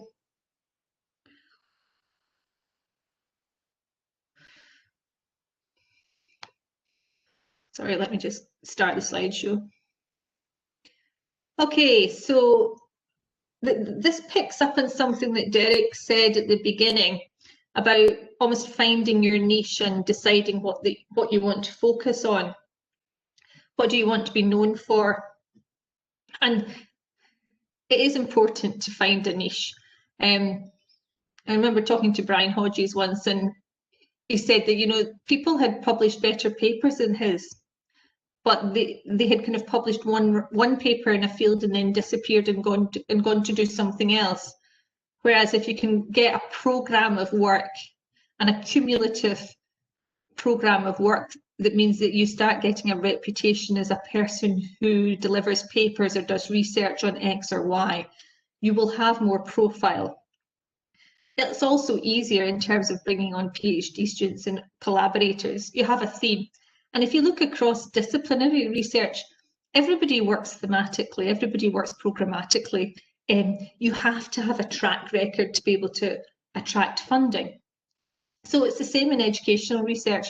There's not much point in kind of being too generalist, because then it all looks a bit random and you don't build up a reputation in any one area. I mean, I have about 3 areas that I work in, which is a lot, but you know, I had a centre, I had lots of students, I had lots of staff. So we were able to cover selection and assessment, careers decision making, and kind of curriculum reform things. But as any one individual, you probably want to try and focus in on one, at most 2 areas. And also, do you want to do research? Or do you want to report on innovations? Do you want to report on curriculum reform? You know, there are different things that you can do in our field, and you know, they will lapse, they will kind of feed into each other. But there's the whole Boyer's model of scholarship. So there are different ways of being scholarly in academia, and publishing empirical research is only one thing. There are other things that you can share, and other ways that you can share it. I think the problem is that in our field, there's a great emphasis put on publishing academic papers, and there are other fora, and I will come to those later. So, you know, is there a niche for you? What are your strengths? What are the strengths of your collaborators? And where's the gap in the market? So a few years ago, I mean, I had looking at professional identity development, I did supervise one PhD student in the area, but it was an area I traditionally tried to keep away from because it seemed quite a crowded market. It seemed an area where there was lots of people publishing, and I wasn't sure if there was room for one more. And sometimes you see that in the literature. It's certain people seem to dominate a particular area. Now, of course, if you can find a gap to extend knowledge, to do something that's a bit different and valuable, then you can get into that area of research. But I always try to veer away from very, very busy areas. Other people can have them. There are things I can do that they can't. So these are strategies that come entirely from my experience, but I think they resonate. So the first thing is to align your research and anything you want to research, anything you want to write up, align it with your day job and your interests. So my first paper in medical education, in the field of medical education, it was actually a medical teacher, was looking at communication skills in medical students. So that was in 2003 or 2005 or something, when communication skills was quite topical. And we had noticed in our students that they were really enthusiastic in year 1, they were kind of semi-enthusiastic in year 2, then in year 3 they were totally unenthusiastic about anything we did. Then year 4 and 5 things improved again. And one of my colleagues said they almost went into kind of pit of despair in 3rd year. They were sort of tired of being mostly preclinical, and they hadn't had the excitement really of being in the wards yet. So it was a kind of low point in the programme. So we looked at that in relation to comm skills. But I was lead for comm skills. It was the obvious, it was an easy thing to do. I was observing a grassroots problem and I did some research on it. And we also were really interested in remediation. So I had only just started in Aberdeen, and I was very, very junior, but we had an exam board meeting. And of course, all the names were anonymised, but there comes a point when the names are uncovered, so you can see what individuals have failed. And 7 people had failed their finals. And I didn't know the students, but people around the table did. And they said, oh, it doesn't surprise me. Oh, so-and-so's never been a good student. And because I was young and naive, I said, so if they're not very good, how come they got to 5th year? How come they got to their finals? Why didn't they get rid of them earlier? There was a bit of a resounding silence at that.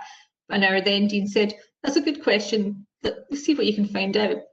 So anyway, we did quite a lot of work. We did a sort of quantitative and qualitative study. We looked at these individuals and found that they had indeed been poor performers throughout the whole of the medical degree, but they didn't see that. They thought they were average. And we looked at their attitudes towards their own performance and why they might have failed their finals. Quite a lack of insight would be how it could be summarised. But we also found that our systems had failures. Our systems could be improved. So we had the paper, which was very nice. We were all very thrilled to have this paper published. But we also then went on to change our systems internally, and some more work came from it. So, just from that one smallish study, we did lots and lots of papers. Does early performance predict later performance? Why are we passing weak students? Are weak and good students different? Do we support our underperforming students well enough? And that came to, we just did a kind of series of research that was all on this. It stemmed from the same one study, but the questions that were thrown up by that study then gave us study after study after study that other people got involved in, heads of assessment, you name it. So we looked at who seeks formative feedback, and it was the stronger students, not the weaker students. We looked to see if poor performance early on is predictive of poor performance later on, and it is. We looked at why were we passing weak students, and particularly in workplace-based assessments. And this paper got quite a lot of good reviews. It was one of the top 10 papers in medical education that year. And I think it was a perfectly good study. It was well executed, but it was a big area of interest. People were talking at conferences about this type of thing. What do we do with the weak students? How do we identify them? How do we support them? It was a big topic at the time. So, but that was in my day job and the day job of others. So the heads of assessment, as I said, clinical teaching fellows, anybody else, there was lots of us got involved. Maybe every year we would do a study. And collaboration is super important. I always collaborate. I have my strengths and I have my weaknesses. And I really enjoy working with other people because they have different ways of thinking about things. They know different things from me. And the strength is often in the collaboration, the group of people that you can draw around you. So I do quantitative and qualitative studies. I do studies with health economists. I would never, ever do a quantitative paper without a medical statistician as a collaborator. If I'm doing a qualitative paper, who I will work with will depend on the nature of the paper. It might be a linguist. It depends. And the collaboration with health economics, which I alluded to yesterday in my talk, that's been going on now for about 10 years. And we've brought a lot of research into medical education, looking at cost and value, looking at discrete choice experiments. And we talked about that yesterday. I won't go into the methodological detail, but by collaborating with health economists, we were able to bring a novel methodology into the field. And today, I think we're still the only people that have used it. And there's another group in Australia, but they tend to look at postgraduate only. But it's been a useful tool. We've published a couple of methodological papers on it, as well as the empirical papers. So that's been a very fruitful collaboration. And also, collaboration leads to collaboration. Initially, we did some relative, I would say, not unfunded, but not a lot of money. We would be able to get a little bit of money to do maybe one small study or to do a literature review. And really often doing it because policymakers wanted some information. But we got a lot of goodwill through doing those collaborations and working with governments, training providers, and that helped in the longer term. We got more money, we got a good reputation. So almost like starting small can often work well in the longer run, longer term. So, you know, I'm a psychologist. Probably the people I've least often collaborated with are psychologists, come to think of it, but that wasn't it's not intentional. I have worked with some psychologists, particularly with patient safety, Rona Flynn, but statisticians, health economists, linguists, people from education, people from computing, you know, look to see who will collaborate with you and what kind of questions would be of mutual interest. Recognising collaborators is important in terms of co-authorship on a paper. And the journals are getting really sticky about this now. I certainly once had a paper returned, and this was a long time ago, with the editor saying, does this person deserve co-authorship? It is not clear in the paper what they actually did. And personally, I agreed with the editor, but politically, locally, I had to include the person. So we had to be very clear about their contribution, and they were just in the middle of a list of authors, so it wasn't such a big deal. But these are the things that you must do to get co-authorship: contribute to the conception or design of the work, or data acquisition, data analysis, and draft the paper, revise it, and approve the final version. So you really need to be a co-author in a paper. You need to be involved in the planning of the study, thinking about it. What's the study going to look like? What do we need to do? What resources do we need? What people do we need? What's the methodology? Or you need to be involved in the analysis and interpretation of the data and the drafting. Now, of course, one person always leads on the draft paper, and typically that person will be the first author and the corresponding author. But your co-authors should all read the paper, read the draft, contribute to the drafts, improve the drafts, and then approve it. And people who you send a draft to and they don't really say anything, technically they should not be a co-author. But drawing on the example I said earlier, sometimes there's a bit more leeway than this, a bit more leeway on this than the journal editors would like because of local politics. But it's always good to be aware of what the guidance is. And of course, somebody who has contributed but doesn't fulfill these criteria can be acknowledged. So, but not all collaborations work out. Don't maintain collaborations that are more trouble than they're worth. I have an example of this, but I'm not going to share it because you might be able to work out who it is if you go through all my papers.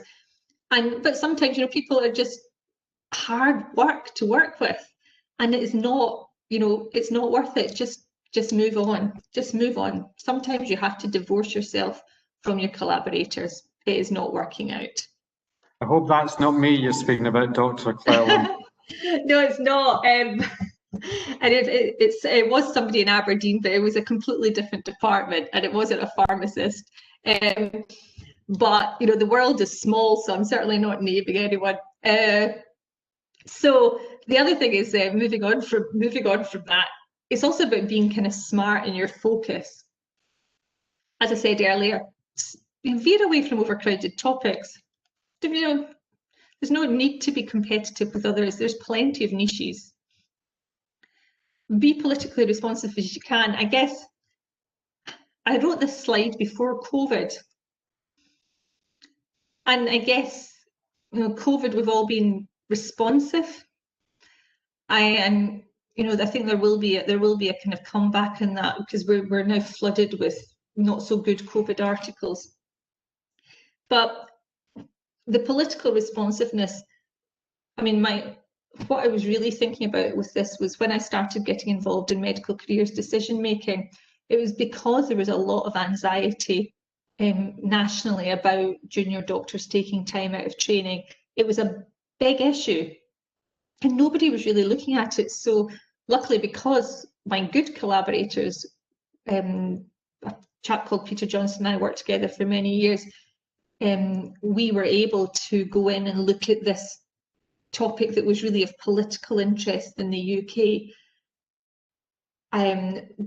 We had the facilities, we had the knowledge, and there was that space that we could get into. So it's a bit different from COVID, where like the whole world is doing it, but it's just look to see if is there something that's political that you could just find your way in. Is the time right? Maybe it's, instead of political responsiveness, is there something that's timely? And look for a future focused niche. So what's future focused? Big data, data analytics, AI, remote learning, technology. There's so many things, but you also need to think, okay, what about the fundamentals? We're still going to be training our healthcare professionals with patients and in clinical environments, so let's not forget that. And certainly in Singapore, there's a great emphasis in technology. There is a feeling that if something is technology enhanced, it's better. I think if it's technology enhanced, we have to look at it to see if it's actually any better, or whether the analog version was just as good. So sometimes, you know, look at your environment as well as what's out there in terms of what's important. Where do you think your country and your degrees will be in 5 years' time? And then think about your research. What's going to be important going ahead? This is something that I did many years ago.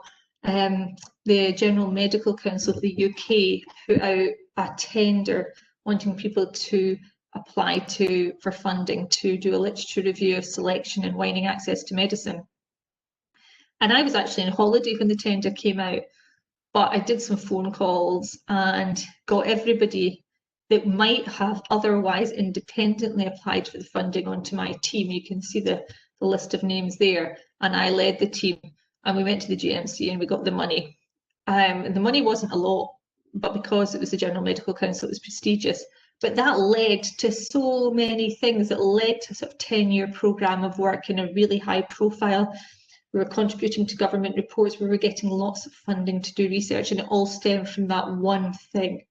So sometimes you just have to go for opportunities, even if they're almost like not cost effective. It's about this will position me well going forward. I do think networking is really important, and one of the things I've missed most about COVID is not being able to go to conferences. Go to meetings, meet old friends, find new friends, see what's going on, listen to other people's presentations, look through abstract books, look at posters. It's so useful to know what's going on there. And I do hope that we can get back to face-to-face conferences next year, and get back to being a kind of global community of educators. It really is the way to find out what's going on, because journals are only publishing a certain number of articles, as we've been talking about. Whereas you go to something like the International AME meeting, Association of Medical Education in Europe, and there's 4,000 people there, and there's hundreds of posters and there are hundreds of talks, and you kind of get an idea of where the buzz is at, what people are interested in. Really do miss that. I guess the other thing is sometimes you have to take some risks, and I've kind of alluded to some of those. You know, going for the GMC work was a bit of a risk because it wasn't very much money, but it was a risk that paid off in the longer term. Doing some of the more kind of policy work for the Scottish Government paid off in the longer terms in terms of medical careers decision making. So not everything works out, but sometimes you just have to jump in and hope for the best. So to discuss is, what's your research strategy? What do you see as your research niche? What links in with your day job? What links in with your skills and expertise? And then if you can think of that, then your publication strategy and your presentation strategy, such as big conferences, that sort of falls out of it. It becomes clearer. So everything should align. So, maybe we could stop here and have a think about questions, or just even sharing ideas about research strategies, niches, that type of thing, or anything. So let's stop for a few minutes and take questions.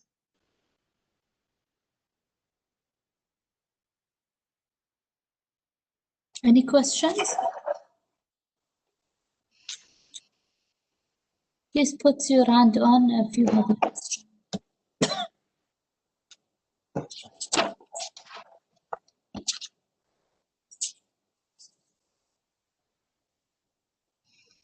Okay, so Dr. Jennifer, I have one question, regarding sample size.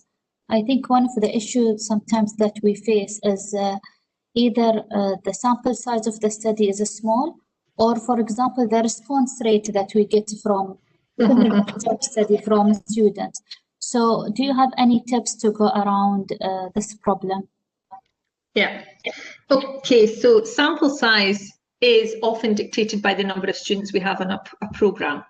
So if you've only got 50 students on your program, you can't have a sample size of 120.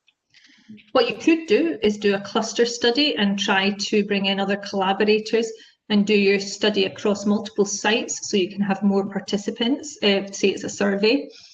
So then you've got a multi-center study, then you can have a bigger sample size. You obviously have to do a power calculation if you've got to look at the strength of your tool. But if you've only got a small number of students on your course and you want to do something quantitative, you're inherently disadvantaged unless you go multi-center. Okay. If it's a quality and response rate, so you've got your sample size, you've got your population, and then you've got your response rate, and students are not good at responding to things. What happens here is we have to pay our students to fill in a questionnaire. So we give them $10 if they fill in a questionnaire. And it really irritates me, because I think they should be doing this because it's good to learn about research from a different angle. But anyway, that's the culture. Response rate you can improve with incentives.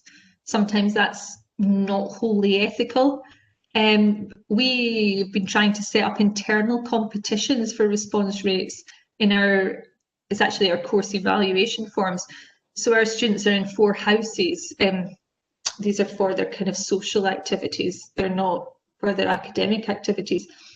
But we said, okay, so we're going to give the house that has the most respondents, it gives where people give the most course feedback, we'll give the house a prize. So we're not giving it to individuals, but we're acknowledging a house, and the students then motivate each other to fill in the forms and to join in the research, because there's something for the common good out of it, and it gets us through some of the ethics issues. So sometimes you have to think of innovative ways to engage the students. But it still doesn't always work. And online surveys are the worst. They don't open them at all. They delete the email before they even do it. I just don't really know what to do about it other than think innovatively. If you're doing a qualitative study, on the other hand, you can have very small numbers and it's perfectly okay. So I've seen studies in the published studies with 10 participants because it's been qualitative. 20 participants is plenty, depends on the research question. So if you do have a small course, the 2 bits of advice I would be is see if you can do multi-centre to get more numbers, see if you can do something to encourage response rate, and then in terms of qualitative research, plan your study so small numbers are okay. So use methodologies that are appropriate. Thank you for that. Any other questions?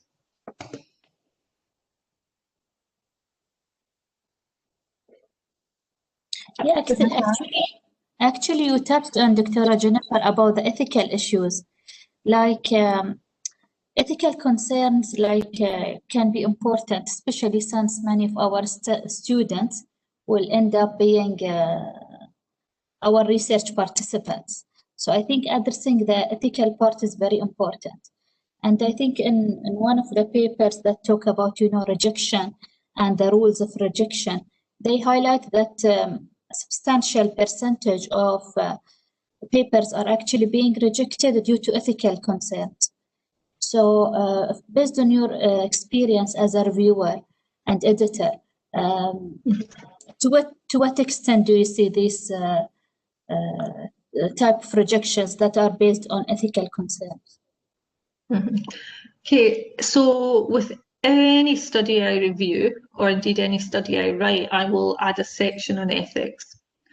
So that might just be 2 sentences. It might be in the methods section. It might be in the at the back of the article where you put things like acknowledgements. I think you have to make clear to editors what the system is locally.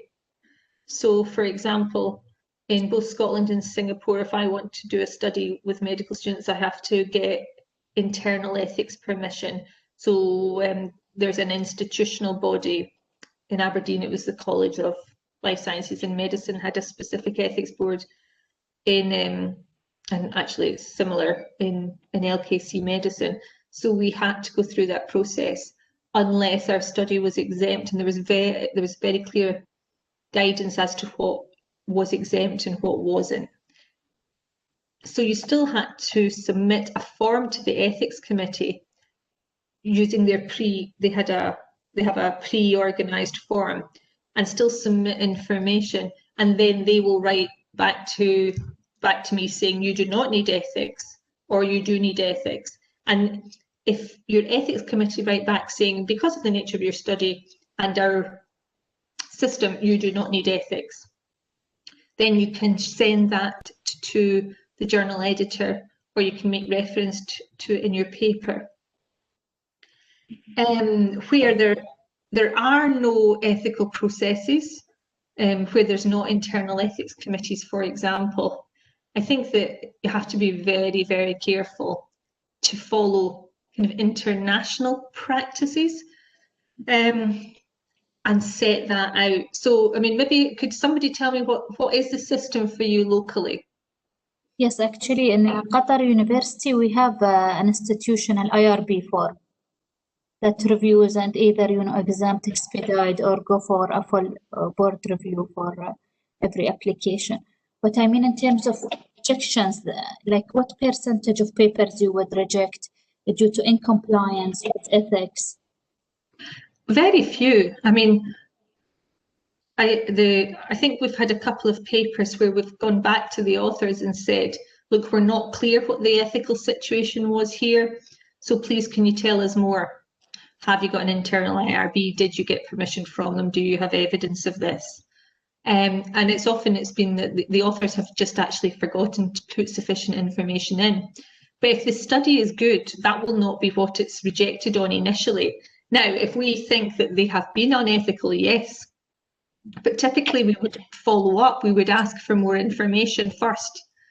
So I think it's most studies, they're not just rejected on that, they would be rejected on quality as well, because if it was a good quality study, the editor would follow up with the authors. Thank you very much. Anyone else? Any questions? We have a question from Dr. Alam. I have one Hello, too. good morning. Hi, this is Dr. Alam. Hi, Professor Jennifer. I've got a question for you. Actually, the question is related to your question. You mentioned what is your research strategy or what is your publication strategy. So, in relation to that, I was just wondering whether, say, a faculty has got multidisciplinary background or research experience, and then is it like right to focus on different areas of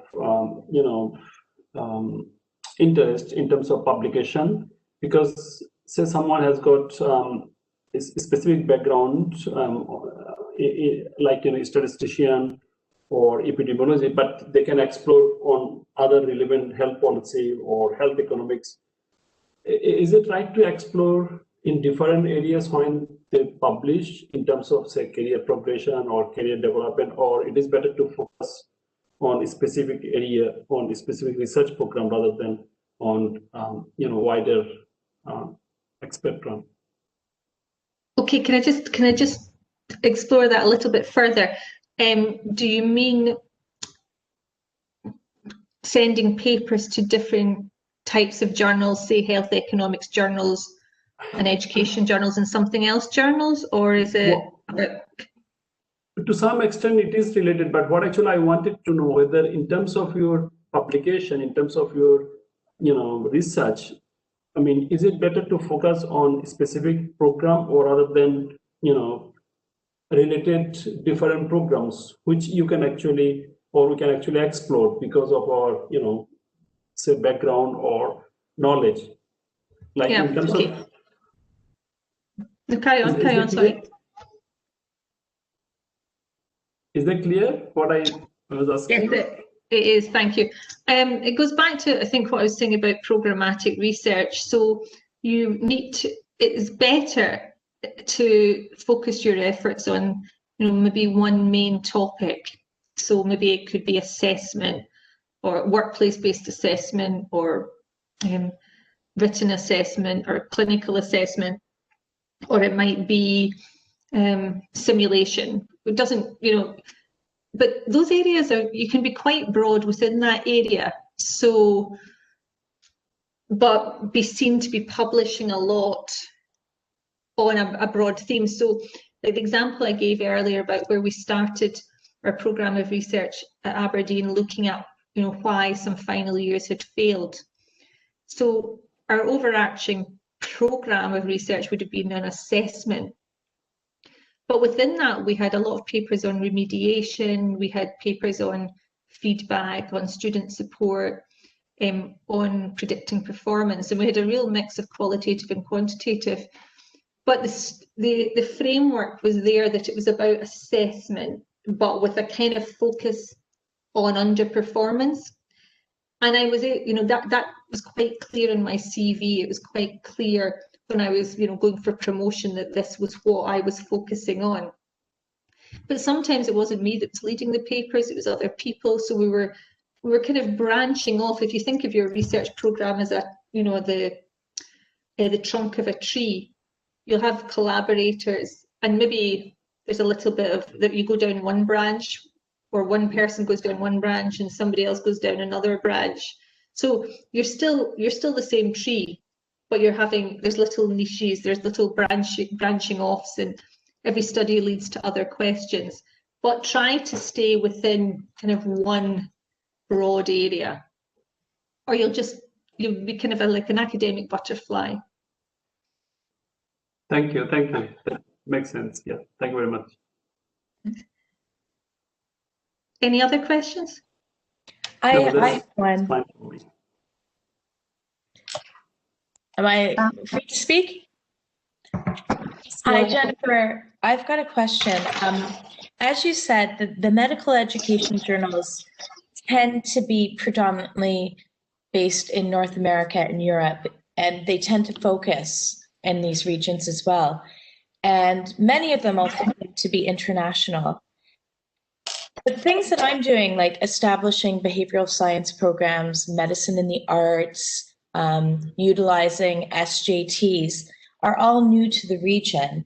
So how do we go about marketing this as being relevant and relevant to beyond the Middle East region? Because I sort of feel that as soon as they see where we're coming from, they're like, oh, well, that's been done before. And really, there's a massive gap in the market. I mean, there's almost enough of a gap to start up a Middle East medical education journal, because the findings that we have in this region sometimes are counter to what have been found elsewhere. And the way that culture and space and religion all feed into these things seems to be dismissed out of hand. And I feel like it really affects my confidence in sending anything for review. Do you have any ideas about how to market our research? I mean, I've tried things like saying, you know, our classrooms are multicultural, and you may well have students like this sitting in your classroom in New York, but I don't feel that that's enough of a sell to an editor. No, I think you're right.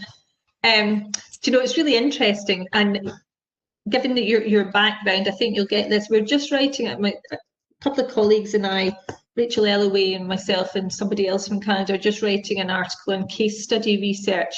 And our argument is just as you've said, we cannot assume that what is relevant in one environment is relevant to another because of cultural and other differences. And we're trying to make a plea that more health professions education research should be within a case study methodology, where you're really, the context is really important. The context comes to the fore. So I think that if you pitch your studies in that way, then you've got a much, much better chance of getting them published. It's like completely be upfront. This is a proper case study, and I say proper case study because there are many, many examples of case study in the literature that are not proper case studies, but email me offline and I'll send you some good stuff. And that just bring context to the fore. And so don't try to say, hey, there's lots of similarities between Qatar and New York, because like you're right, the editor will be going, yeah, really? Whereas if you can say, look, this is different, but my gosh, there's like hundreds and thousands of medical schools and medical students in the Middle East. These things are important to know about. We cannot assume that what happens in Canada will be the same in this completely different cultural context. So let's look at it and let's just be upfront about this. So I think it's about how you position it methodologically is really important. And the case study approach is one way to do it. Ethnographic approaches would be another way as well. So just drill down to the local and make that, and don't try to hide it. That's just part of it.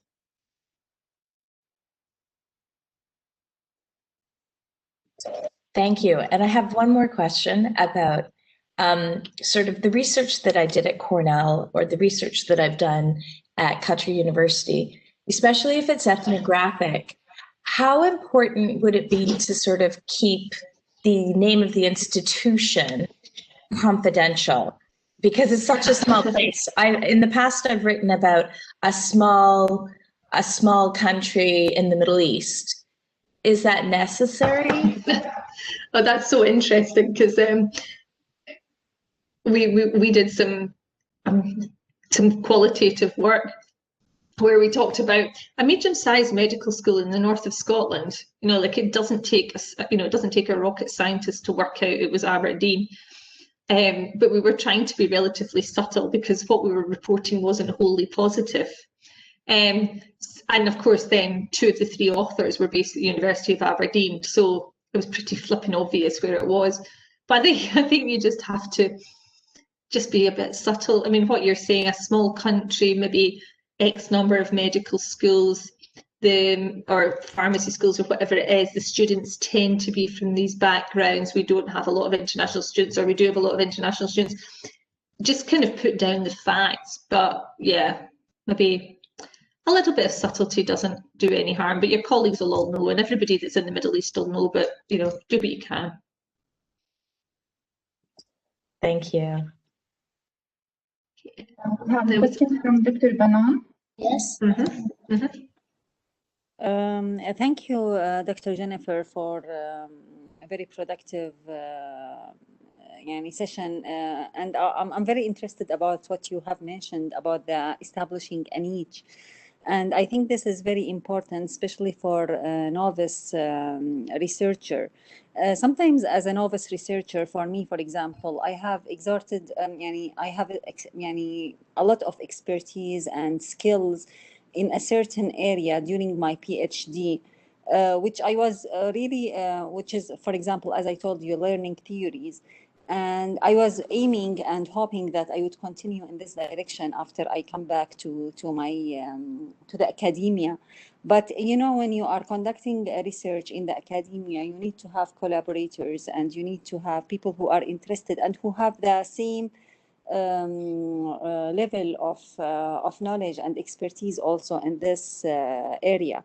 So sometimes this is challenging, and this made me, after I joined the college, to go away from this direction. And I see myself as you have given an example, like a butterfly. Like, for example, I see a topic that it seems to me like an interesting one, and that it is a hot topic.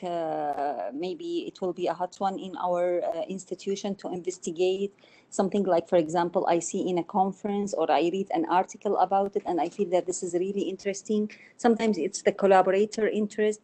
So do you think that this is not good for the promotion, academic promotion, or not good for the publication, and how to get into the right path of really what interests me and what I would like to continue? Okay, so can I just ask a couple of questions just from it'll help me answer. So where was your PhD? Where did you do it? I did at the University of Bath, UK. Okay, so what? And you had presumably supervisors that knew about learning theories, yeah. Okay, so Bath, was that pharmacy? It was health profession, yeah. My supervisor was originally education. She was not with a pharmacy background. And I already published everything that I did during my PhD. We are not supposed to do a publication during the PhD itself, only thesis. But I managed to publish my work with my supervisor. Thereafter. Okay. Yeah, but so could you continue to collaborate with your supervisors, but as a postdoc? Would that be stimulating if you really wanted to stick to learning theories? You've got some contacts there already, but you probably also know the people who are big in learning theories, and you could just write to them and ask if they want to collaborate. If you don't write, you've got nothing to lose. They might not answer the email, they might say no, but they might also point you towards another colleague, or they might engage if it's timely for them. I mean, I've gathered collaborators around the world by, well, often banging into people at conferences and then dropping them an email, or just dropping them an email. And, you know, as I say, if it's timely for them, if they can see that there may be, you know, if there's an opportunity, perhaps if you have an external collaborator, sometimes that helps in terms of getting funding as well as helping kind of develop the ideas. So if you want, whatever area you want to look at, find external collaborators anyway, and use what network you have.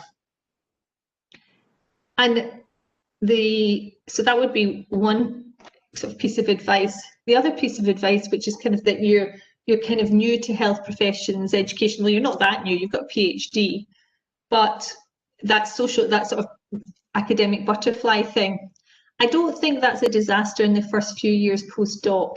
because you kind of have to find your niche. You have to find out what you really want to do, and maybe it is learning theories, but maybe it's something else. Some people seem to be able to come out of a PhD and know exactly what they want to do for the next 20 years of their lives. I was never like that. I was all over the place for a number of years, and then it fell into place. So maybe don't be so hard on yourself. Explore some different opportunities first, and then settle down academically. Okay, thank you very much. Okay. I can see that Dr. Hassan has a question. Yes, thank you.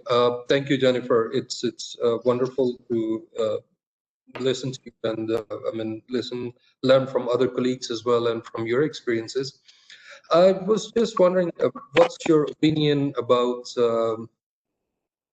when we are developing our academic career, at the end of the day, we are evaluated for hierarchical promotions for our achievements in our own niche area of the expertise that we've been hired for. So how important do you think, or how much importance do organizations give to an active researcher who is also doing some research and publication, health education? And do you think that it is being justly given importance? Good question. Okay, so it kind of probably depends on your system, which I don't know. But if you've been hired as a biologist, for example, but you also do some education, what's the weighting for the promotions? So promotions and tenure processes are often quite quantitative. I mean, in my own school, people have a 5-5-2 contract, so the researchers have to spend 5 of 12 sessions doing research, 5 doing education and 2 doing service, or something like that. It's quite weird. But if they did educational research, that would count towards their teaching bit of the promotions and tenure part of the process. But it kind of depends. So it really does depend on your system whether it's worthwhile or not, and also your individual contract. So if one has been engaged as an educationalist, I think there's a lot of expectation of research and presentations and so on. If you're a disciplinary researcher who has to do some teaching, there's probably less expectation. But as I say, it really depends on your system. So maybe, I don't know if that helps, or you're absolutely right about that. Institutional policies are definitely going to play their own important role.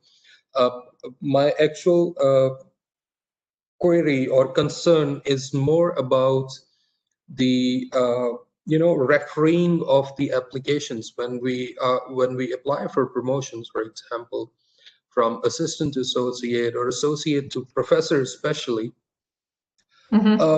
Our applications would be reviewed by international experts of our field of research.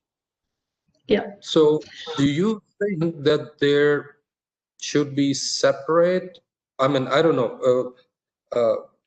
At the moment, I haven't seen any applications in which there is a separate weightage given to education research, which probably also decreases the interest of people who are still trying to move up the ladder of their promotions.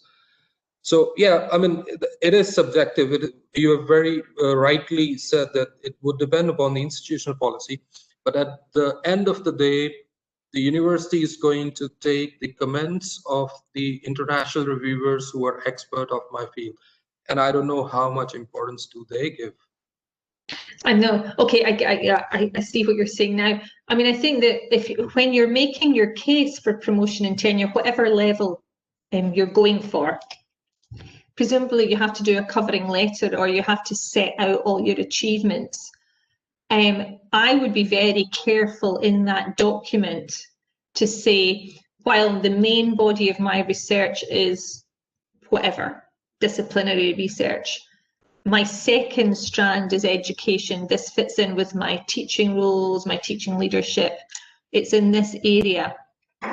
This research is very different in nature from my disciplinary research, and should be reviewed by appropriate people, for example, and give names, say, and just be very clear, this is different, it needs to be reviewed differently. And then you've kind of done all you can to set up that your institution sends different parts of your research portfolio to different people.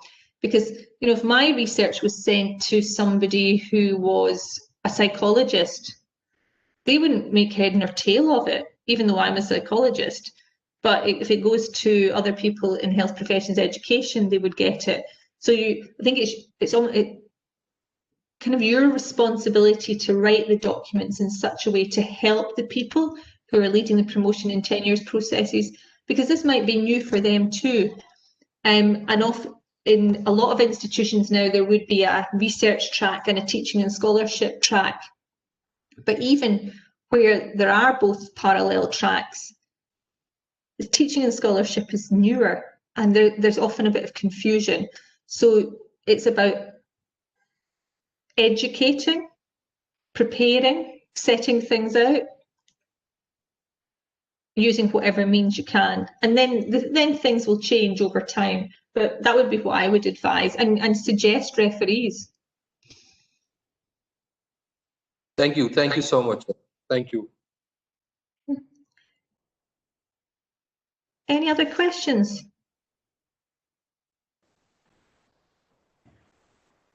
Dr. Benan, do you have a question, or this is from the previous question?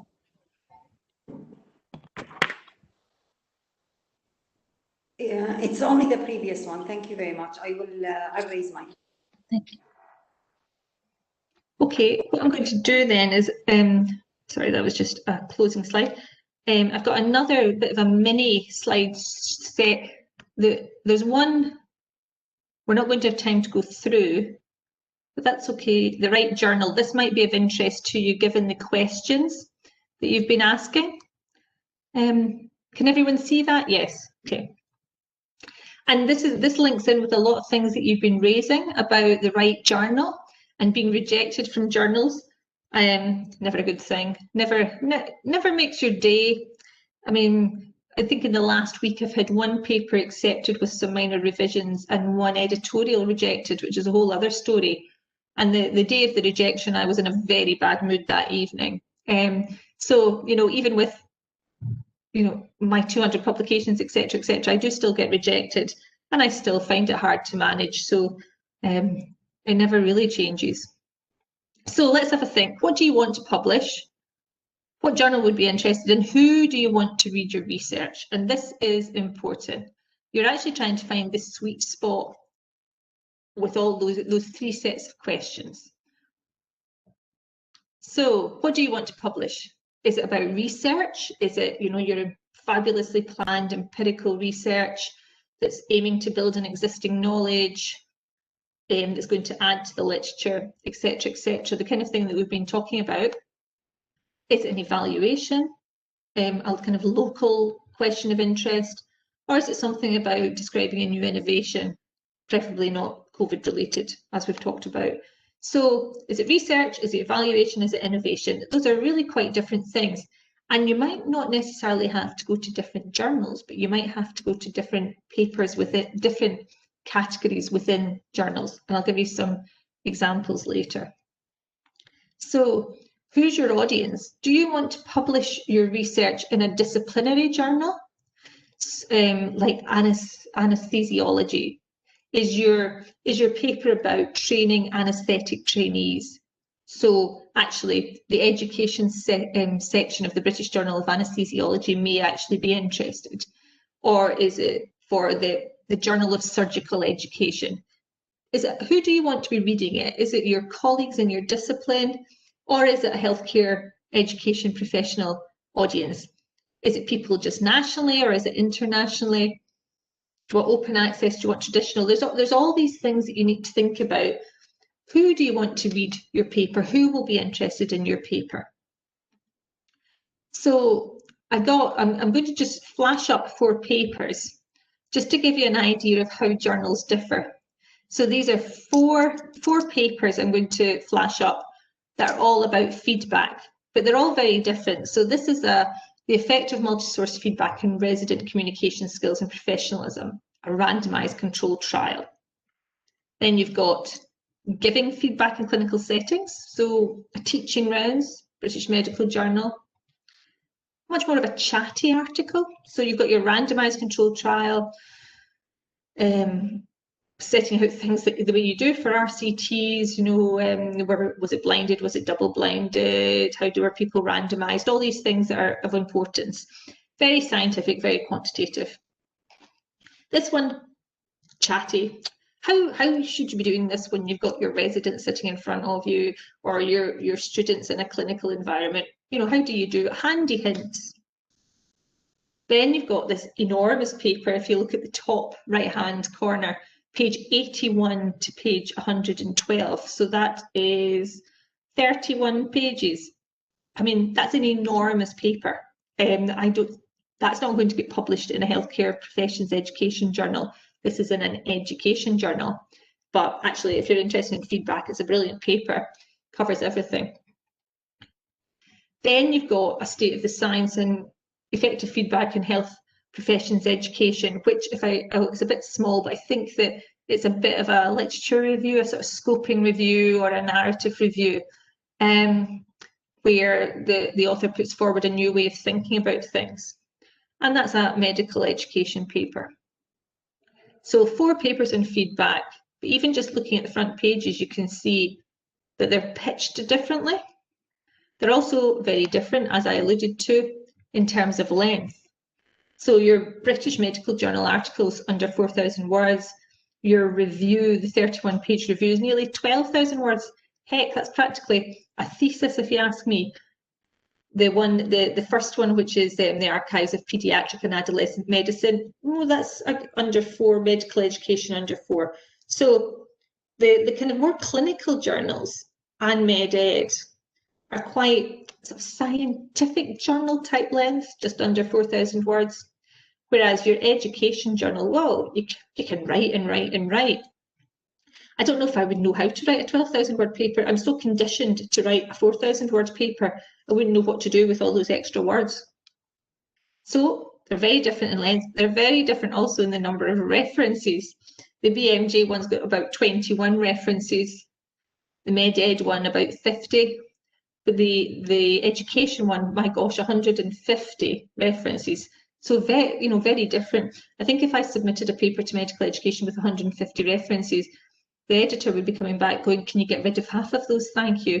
Or we're going to have to put them into a supplementary electronic file, because pages cost money. If you're publishing in a traditional journal, pages cost money. So medical education, for example, and BMJ, I know about, those are still on paper form. So you can do lots of supplementary e-appendices, but you only have a certain number of pages a year in your journal. So when I was chair of the Board of Management for Medical Education, we had to argue with our publisher every year about the number of pages that we were allowed to publish every year. And if we went over our page limit, we had to give them money. So it's nothing to do with academic content or academic anything. It was purely practical. We only had a certain number of pages that we were allowed to use, or we were penalised. So just bear that in mind. Open access journals, online journals, of course, do not have that limitation. And open access journals, you are kind of paying for the pages. So let's also look at the titles, very different titles from the 4 journals. The power of feedback, that's quite punchy, isn't it? That kind of makes you want to read it. Giving feedback in clinical settings, you kind of know that that one's going to be practical. And then you've got the state of the science. The last one makes it sound quite kind of academic. The third one, effective multi-source feedback and resident communication skills and professionalism. That's the RCT. So you've got effect, that instantly tells you it's going to be quantitative. Opening sentences. Again, from snappy, feedback is the cornerstone of effective clinical teaching. You can't really argue with that. It's put down as a, this is the case. Similarly, the third one, communication and professionalism form the foundation of the patient-physician relationship and are essential to quality healthcare. Well, okay, hard to argue with that, but it's a pretty kind of broad opening statement. And the others are a bit more nuanced, a bit more academic. But so the point is that different journals are very, very different in their style and who their target audience is. So if you're publishing something in the BMJ, it's busy clinicians who kind of want something they can read when they're having their cup of coffee, when they can grab a cup of coffee in between seeing patients. Whereas the education journal, that's for people to really sit and kind of read carefully and learn what they need to learn about feedback. So, who's the audience? Who are you trying to target? Is it your disciplinary colleagues or is it education colleagues? So then, thinking about publishing your work, this is an old picture of a printing press. So here's the kind of journals that I know about, and they're all very different in their remit and their titles and the length of the article. So the Scottish Medical Journal in the bottom right-hand corner, it's the Scottish Medical Journal. It wants to publish studies that take place in Scotland. There's a clue in the title. They've got very, very strict word limits because they want to get as much as possible into their paper journal. And we published a few studies in it that were appropriate, that actually we didn't think would be that terribly interesting to people outside Scotland. Well, maybe people in England might have been interested, but not for the rest of the world. Whereas something like medical education, clinical teacher, most of the others are pretty international. Although academic medicine, which is the highest impact factor at the moment, is incredibly parochial. It's very difficult to get published in it unless you are based in North America, preferably America, not Canada. If you look at who's published there, it's about being in the USA. So I rarely try for it because I just think, well, what's the point? My paper isn't based in the USA. I've got a couple of publications, but it wouldn't be my target journal because of their niche, whereas the others are more international. But which ones of interest? Clinical teacher, 1,500 word articles, very tight, practical. They're not looking for a lot of theory. Medical teacher, again, quite a mission to share learning and new knowledge with clinical teachers. The others have different missions, and I'll give you some examples of the missions later. But when you think of what journal to target, I know there are reasons for wanting to publish in the higher impact journals like medical education and academic medicine, but being realistic, is your paper or your study appropriate for those journals? Academic medicine I've just talked about. Medical education wants really theory-driven papers, and it's quite clear when you read the guidance for authors, the instructions to authors, when you read the editorials, when you download the top 10, you can see the kind of paper that they want. And if your paper doesn't fit, well, unless you like being rejected, why not pitch it to a different audience? Why not pitch it to a different journal? There's aiming high and there's being realistic. And there's a kind of fine line between that, between those two. These are some interesting papers that you might want to look up later. This the one led by Lara Varparo. We were all at the time we were all the associate editors of Perspectives in Medical Education, and it's a kind of the things that we had observed, and it is actually a very useful paper to help you see what editors are looking for. So, is your study the kind of study that's published in that journal? Have there been studies on the same topic in the journal that you're aiming for? Because if there haven't been, there's probably a reason.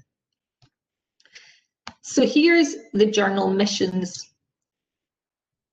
So medical education. We strive to be a research journal first and foremost, and as such prioritise articles that argue from the basis of both strong empirical findings and conceptual grounding. Okay, so that's a pretty high bar. Advances. The primary focus of the journal is linking theory to practice, thus priority will be given to papers that have a sound theoretical basis and strong methodology. So actually they're both pitching quite similarly. They both want strong methodology and they both want conceptual stroke theoretical basis. And I think that, I wouldn't say they're going head to head, but they're quite similar. Perspectives want to support rich collaborative scholarship between researchers and educators and to advance new knowledge regarding clinical education practices. So if your paper is about some aspect of clinical education, that's a good start. And if there are a group of authors who include clinical educators and research, all to the better. And then medical teacher, probably the most international of them all in terms of the breadth of what countries are published in it. It addresses the needs of teachers and administrators throughout the world involved in training for the health professions. So it's pretty practical. They're not asking for theoretical grounding and strong methodologies. They're asking for papers that are useful and that people will be interested in. So there's which journal are you going to go for, and there's also what kind of paper are you going to try to publish. So I think that there is a tendency to think that publication is all about original research, but it doesn't need to be. This is the medical education page. So original research papers, review articles. The cross-cutting edge is about bringing theories from other areas into medical education. So I've had things published in that, looking at just explaining the whole discrete choice experiment approach and where it's useful. So that was I think that was cross-cutting edge. Research approaches might be a methodology. Medical education methodology I'll skip over because that was a sort of special issue. The really good stuff is something that you might be interested in. So really good stuff, there's a call for it twice a year, 500 papers, very simple format, and it's about innovation, it's about new things, it's about interesting things. And although it's competitive, it's a publication in medical education if you get it. And that's a good one to know about. They have there's letters, 400 words, you can make a point in a letter. You know, the kind of things that Tanya was talking about, that you can't extrapolate from one culture, you can't lift and shift ideas and knowledge from one culture to another. That type of thing might be good for a letter, and then that kind of paves the way to other studies.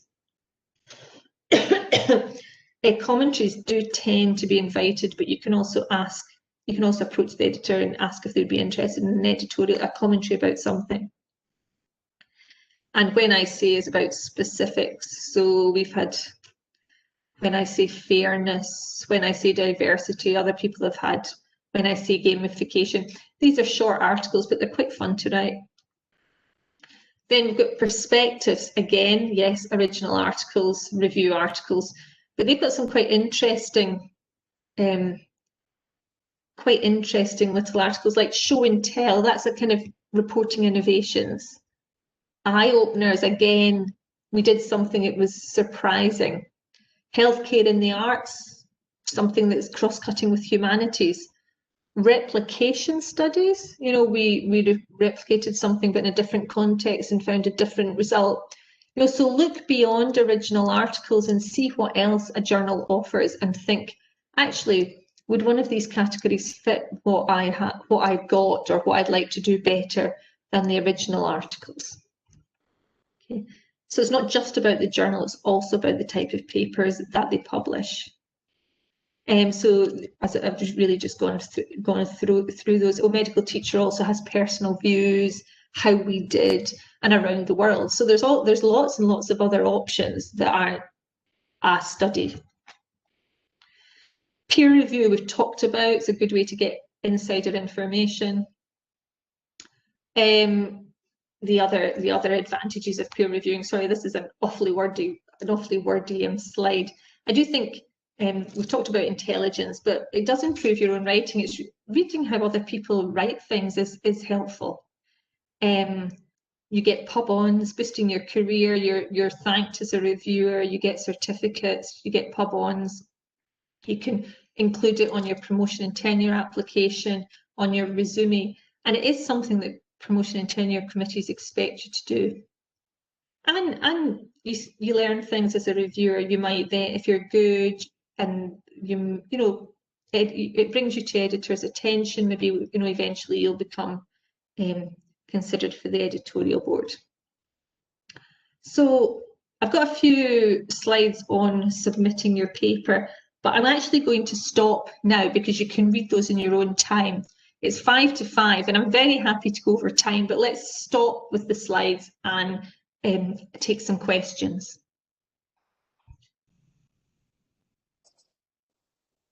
Any question from the audience?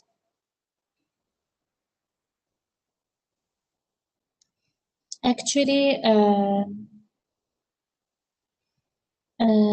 someone was asking about the material, whether the slides can be made available. Yes, absolutely. I think I might have sent them through by Dropbox or Teams, so you have copies. And there's slides I haven't shown, but feel free to share those too. Okay, thank you very much. Dr. Derek has a question. Hi, Jen. My last question, I need to go to another meeting. We had a brief discussion last week about, I've just taken over the professions education group, and it's really good to have your insight into that. So it's just to make people aware that you won't necessarily just disappear after this talk forever, that we'll be able to not use you, but call upon you for advice and support at various points. So from my own personal thing, it's been great seeing you again and catching up, and I really look forward to more joint working with you. Oh, thanks, Derek, and lovely to catch up with you too. We'll keep in contact. Yeah.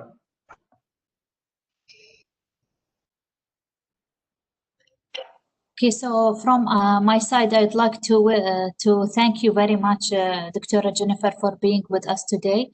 It was a very interactive and useful workshop. I hope everyone has enjoyed it, and I'd like to call for like a group photo. So if anyone, so please, for those who want to have a photo with the speaker, please turn your video on, and Sana will be taking a group photo for us.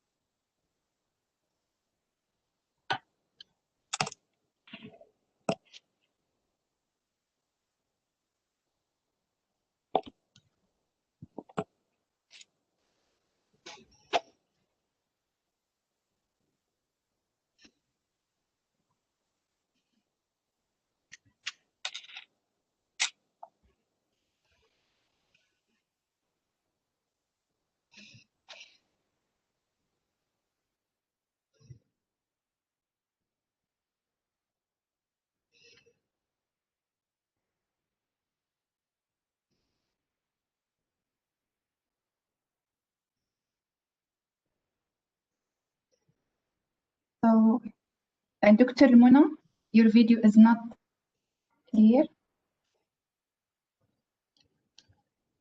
And Dr. Atiya, there is a problem in your videos. Okay.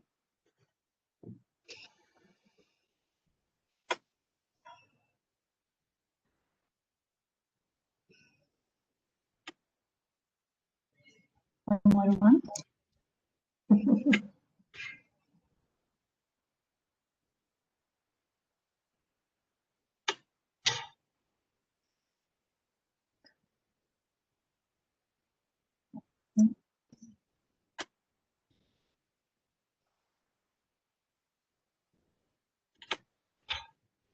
Okay, great.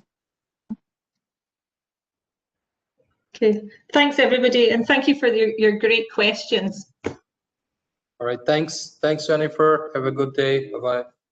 Bye. Thank you very much. Thank you Thank you. so Bye. much. It's incredibly helpful. And I'll be in touch.